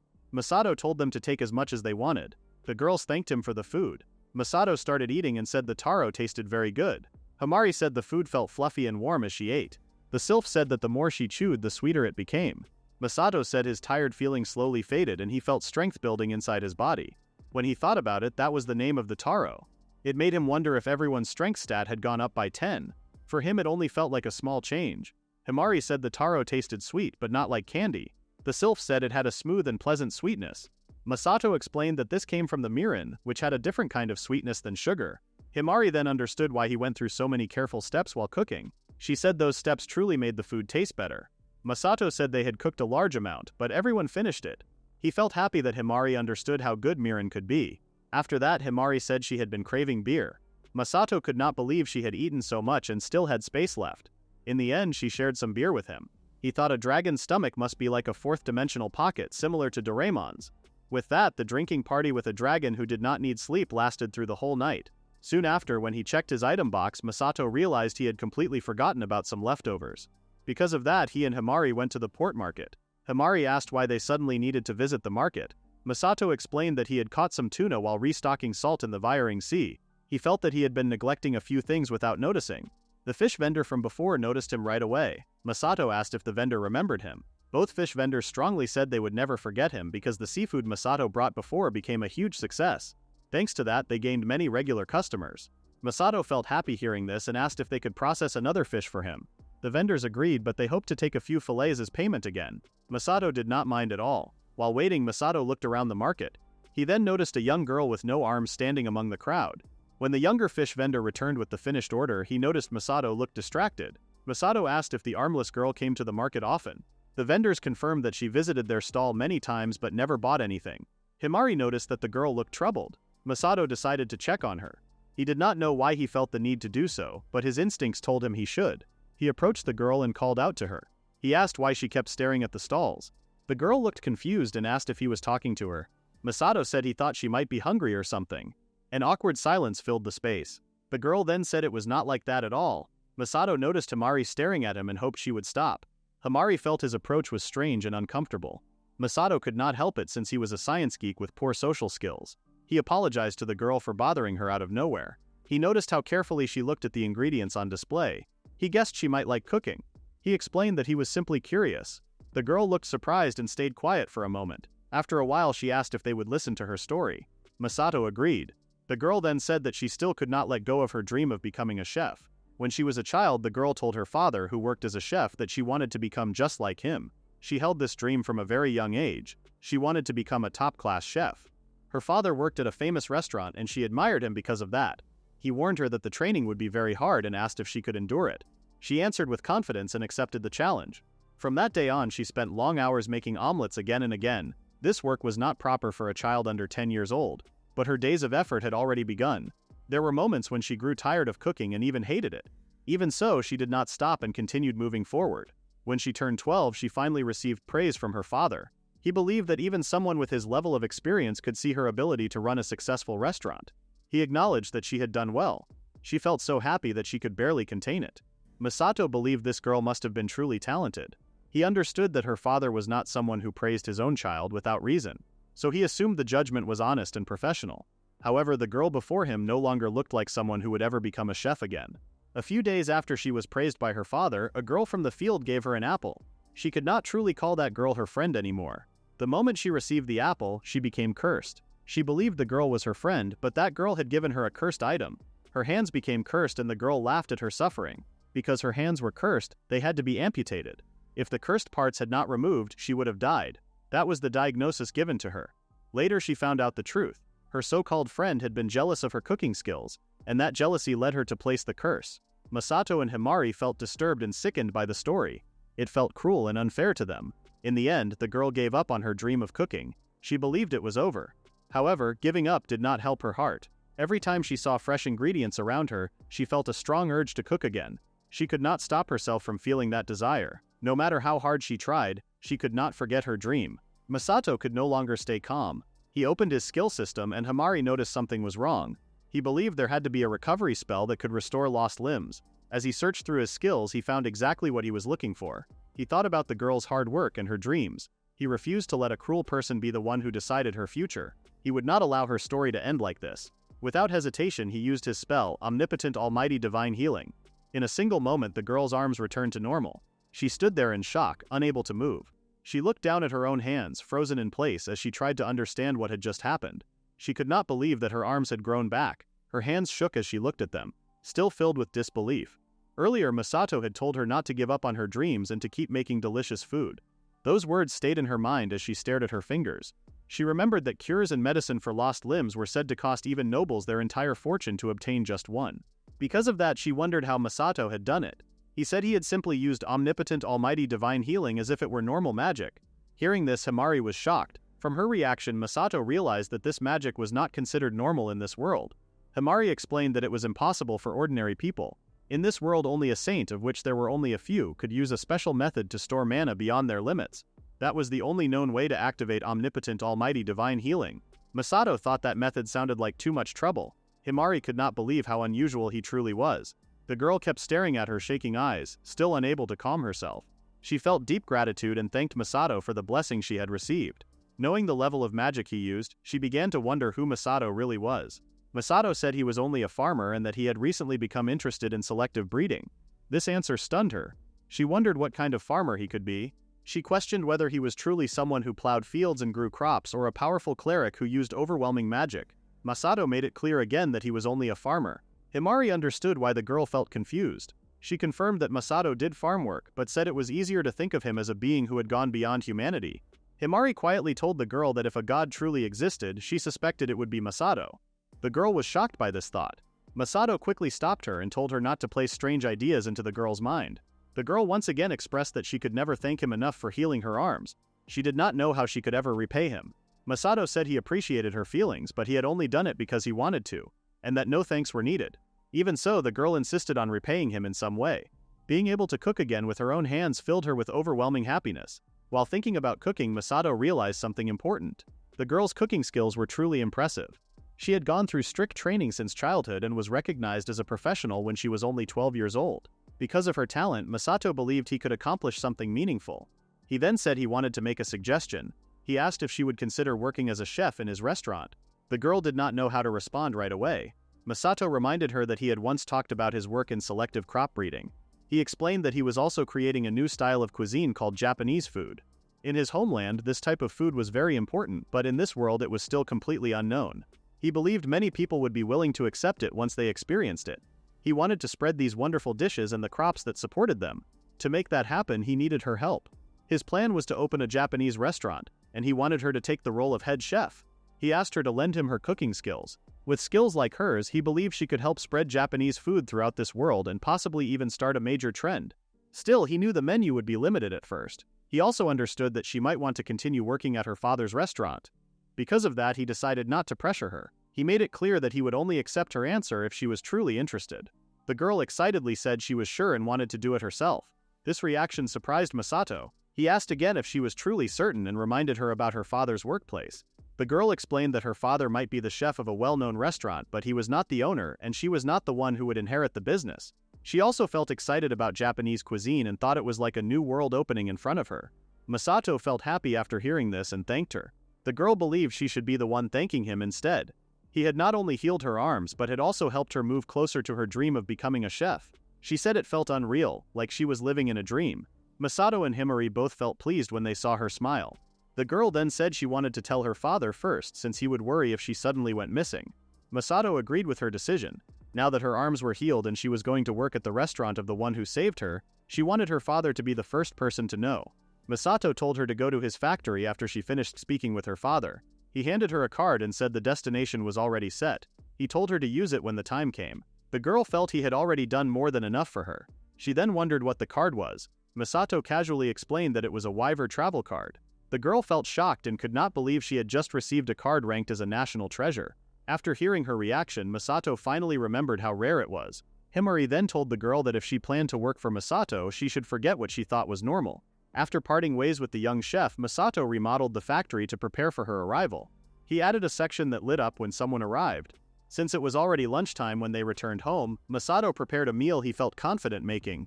Himari waited with excitement and asked what kind of food it was. Masato assured them that it tasted good. Himari tried to start eating first, but the sylph stopped her. The sylph announced that someone had arrived at the old factory. The chef girl was already there. Himari felt surprised by how fast she arrived. Masato thought that less than an hour had passed since they left. He decided to go and pick her up first. Himari asked with concern about the lunch. Masato calmly stored the food along with the table into his item box. Since he had taken the time to prepare the meal, he chose to bring it while it was still fresh. Later at the factory, the chef girl greeted them and said she was happy to see them again. Masato asked if it was truly fine for her to come with them so soon and whether she wanted to talk with her father more first. She explained that she had shown her father her restored arms. He could not stop himself from crying because he felt deep joy. He then told her to go to her benefactor right away if she was truly needed. He encouraged her to cook as much as she wanted and make up for the time she had lost. The chef girl felt happy. She said her father had almost pushed her out the door. Hearing that made Masato feel relieved and glad. Suddenly, the warm moment was cut short when Himari's stomach growled loudly. Masato said it was already noon and brought out the lunch he had prepared. He explained that the meal would also serve as a welcome party. The chef girl looked surprised at first, but she quickly guessed that the food was Japanese cuisine. Masato confirmed this and introduced the dishes as miso-simmered tuna and sushi. The chef girl said she had never seen food like this before. From the smell alone, she could tell it would taste good. She also noticed seasonings she had never experienced before. Masato felt impressed that she could sense so much without even tasting the food yet. Even so, she still found it hard to believe that the person who helped her had prepared everything himself. Masato said he simply wanted her to enjoy the meal. He asked her to treat it like a training lunch with no need to act formal. At the same time, he wanted her to taste the food and learn from it, since she would be cooking the same type of cuisine in the future. The chef girl understood this and promised to eat every bite with full effort and gratitude. To celebrate the chef girl's healed arm and her new job, everyone raised their drinks together. The chef girl asked if the drink was tea. Masato explained that it was barley tea, since he could not let someone her age drink alcohol. Himari also mentioned that she was older than she appeared. Masato then suggested starting with the miso-simmered dish. He took the first bite and said it tasted great. Himari also said it felt like it melted in her mouth. When the chef girl tried it, she found the taste amazing. She soon reminded herself that this was part of her training. She focused on the flavor and explained that while she did not know the cooking process, she could taste a fermented soy seasoning and a sweet alcohol. She said she had never eaten a dish with such balance before. Masato wondered if she was truly gifted, since she identified the seasonings without any background knowledge. He then confirmed that she was correct. He explained that the fermented soybeans were called miso, and the sweet alcohol was marin, a type of liquor made by controlling sugar breakdown during fermentation. These were the main ingredients used. Hearing this, the chef girl felt happy that her analysis had been right. Next up was the sushi. Masato was taken aback the moment he ate it. This was the feeling he had been searching for all along. He felt glad that he had gone through so much trouble, along with many trials and mistakes, just to recreate food from his homeland. The chef girl was also shocked after tasting it. She felt as if a completely new world had opened before her. She wondered about the chewy grain beneath the tuna and wanted to know what it was. Masato explained that it was rice, a grain he had carefully bred to recreate a type from his homeland. The chef girl did not fully understand what he meant by a different type, but she still felt grateful that he had brought this grain to them. Her mind quickly filled with new cooking ideas. After seeing how she understood so much from just one bite, Masato decided that this girl truly had an amazing talent. He then asked her to make food like this in the future and hoped she would be fine with it. The chef girl felt that the taste of Japanese food was very charming, and she also found the unique style rewarding to work with. Masato felt relieved and happy after hearing that. After a moment, she realized that they had not properly introduced themselves. She apologized for the delay and introduced herself as Miss Tina. She admitted that she was still inexperienced, but she looked forward to working with them. Masato then introduced himself and felt pleased to meet her. Miss Tina began addressing him in a very formal way, but Masato asked her to keep things casual. He wanted to be a good employer and believed that important benefits should be included as well. He asked her to wait for a short while and then left. While waiting, Miss Tina turned to Himari and the sylph to introduce herself to them. The girls talked among themselves until Masato returned. He apologized for making her wait. Miss Tina felt that it was not a problem since time passed quickly while she talked with Himari. She then wondered where Masato had gone, and he explained that he had returned home to pick up something for her. He presented a case filled with wyvern cards. He claimed he had quickly grabbed them from the dungeon. He asked her to use them for her commute. Miss Tina refused to accept something so valuable and said she could simply stay overnight at work. This reaction stirred something inside Masato. He said that sleeping at the workplace was an evil habit that needed to be removed. He would not allow her to do that. Himari quietly told Miss Tina that Masato sometimes acted this way and suggested it was better to just accept the cards. Masato then noticed that the sun was still high in the sky. He suggested they spend the remaining time explaining how to make the dish from earlier. Miss Tina understood and thanked him for all the effort he had put in. At the same time, she wondered what kind of training awaited her. The next day, Masato showed Miss Tina his fields on the floating continent. The young chef was shocked by the sight. Masato said he could freely control the size of the land and the quality of the soil. He explained that their training would begin with a full tour of the base. Himari asked why this was needed when Miss Tina was a chef. Masato explained that it would be useful for her to understand his work as well. He also knew she was the type who became more motivated when she saw high-quality ingredients. Miss Tina felt surprised by how well he understood her. Masato asked her to take her time and look carefully at the fields. However, Miss Tina soon wondered how such a wide land could be watered. Masato then asked the sylphs to do what they usually did. Soon after, clouds gathered above the floating continent. Miss Tina was shocked and wondered why rain clouds had appeared so suddenly. Himari remembered that sylphs were normally invisible to ordinary people. Masato realized he had forgotten that detail. He opened his skill window and searched for a way to solve the problem. He then used his manifestation skill, allowing the sylphs to become visible to Miss Tina. Feeling confused and startled, Miss Tina wondered who the girls were. Masato explained that they were sylphs, spirits of vegetation, and that they were helping him for various reasons. After hearing this, Mystina thought they were similar to the Dryads she had heard about in fairy tales. The sylphs confirmed that they had once been Dryads, but after eating the world tree fruit that Masato gave them, they had evolved. Mystina stood frozen for a moment. She wondered if Masato was some kind of machine that created legends wherever he went. Masato then explained that aside from the fields, the floating continent also had many different facilities. He gave her a general overview and explained that all production and processing were handled there. Mystina finally realized that even the rice she had eaten was processed and polished on the floating continent itself. After they finished the introduction of the continent, he suggested that they go to his usual fishing spot in the Bering Sea that afternoon. Mystina reacted at once and said she knew it. Masato wondered what she meant by that. Mystina explained that she once heard an unbelievable rumor at the marketplace about seafood from the Bering Sea being sold. She thought it was strange because fishing in those dangerous waters was almost impossible. However, once she realized it involved Masato, everything made sense. The mystery behind the marketplace rumor had finally been solved. Masato then realized that he himself had become the marketplace's mystery. Mystina asked how they would even get there. Masato told Himari to return to her original form and give them a ride. Mystina looked confused by this request.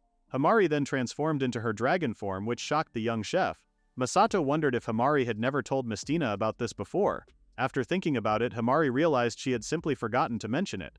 Masato then calmly introduced Himari as the Crimson Lotus Dragon from the God Age.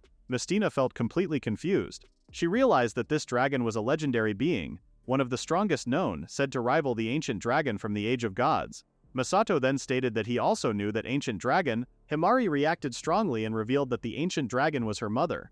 Masato confirmed that the floating continent and the world tree were actually gifts from an ancient dragon long ago. Mystina felt overwhelmed but tried to stay calm.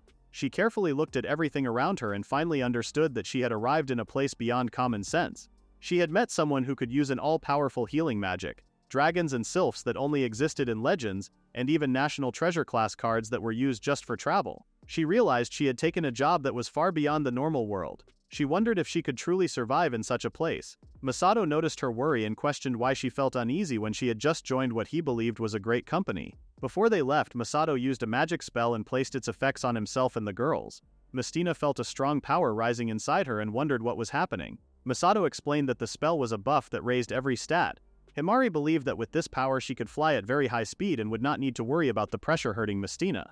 After that, they left and flew toward the Bering Sea.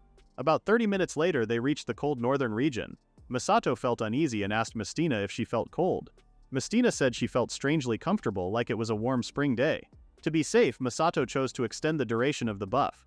When they landed, he told Mystina to watch from a safe distance because it would be faster if she only observed. Without hesitation, he jumped straight into the freezing water.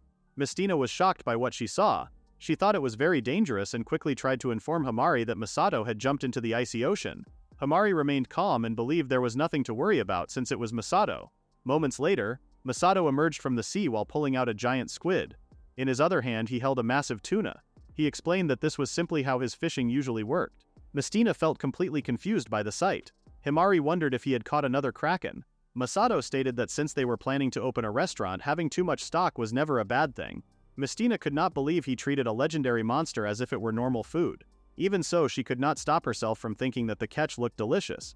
The place truly lived up to the rumors of being an excellent fishing spot.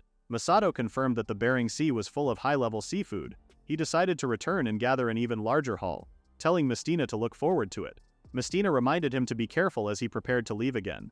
Masato then returned to the cold water and looked around the area. He focused his senses and quickly took down several fish at the same time.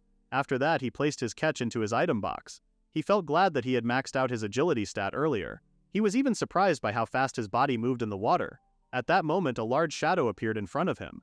He noticed what looked like a giant shrimp swimming past. When he looked more closely, he realized it was not a single creature. It was a full swarm moving together and copying the shape of one large shrimp. These creatures were known as division shrimps. A swarm would act as one body to fool others. His appraisal skill confirmed that they tasted exactly like spiny lobster. It also showed that one black shrimp controlled the eye of the giant shape. That black one was rare and known to be especially delicious. Masato believed this fight would be simple. He then used a magic spell to trap the entire swarm inside a barrier. Right after that, he used ice magic from inside the barrier and froze them instantly. The entire swarm turned into a solid block of ice. Masato placed around 1,000 shrimps into his item box. He felt surprised by the number, but he was satisfied that he had caught them in an efficient way. He assumed that nothing stranger would appear after that. However, just as he thought so, he noticed something spiky resting on the seafloor. He stared at it and felt shocked by what he saw. Meanwhile, on the surface, she asked Himari if she was fine. She wondered why she did not feel surprised at all by Masato's strange fishing method. Himari proudly said she had already gotten used to it and claimed that someone of her level did not get shocked easily anymore. At that moment, something rose from the water behind them. They turned around and felt shocked by what they saw. Masato held a giant sea urchin in his hands. It was known as a Gungnir urchin, a rare type of sea urchin with a shell made from adamantite alloy.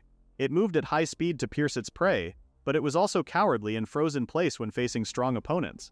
Its taste was said to be better than any other sea urchin. Mistina looked toward the shocked dragon nearby. Himari exclaimed that she was totally not surprised at all. Masato claimed that Himari was clearly surprised despite her words. Himari then asked if Masato had pulled the urchin straight from the bottom of the sea. Masato explained that the situation was troublesome because he could not store it yet. His item box only accepted dead items. He had to either place it in suspended animation or prepare it right away. However, he could not prepare the urchin while still on the seafloor. Mistina said she could prepare normal sea urchins, but one of this size would be difficult for her to handle. Masato felt surprised that she even knew how to prepare an urchin. Mistina confirmed that she could handle most types of seafood without trouble. Masato then realized there might be a solution using magic. He told her that there was something only she could do, but he would not force her to help. Mistina asked him to let her do it if it meant she could be useful to him. Masato then calmly told her that he needed to turn her into a giant. Mistina felt confused and became too shocked to speak. Himari grew angry and told Masato to explain clearly what he meant. She pointed out that Mistina stood frozen stiff like a system that stopped working. Masato quickly apologized. He then explained that he planned to cast a spell that would enlarge her body. He believed it would make preparing the giant sea urchin much easier. After hearing this, Mistina said she would strengthen her resolve. She did not mind even if she had to live the rest of her life as a giant.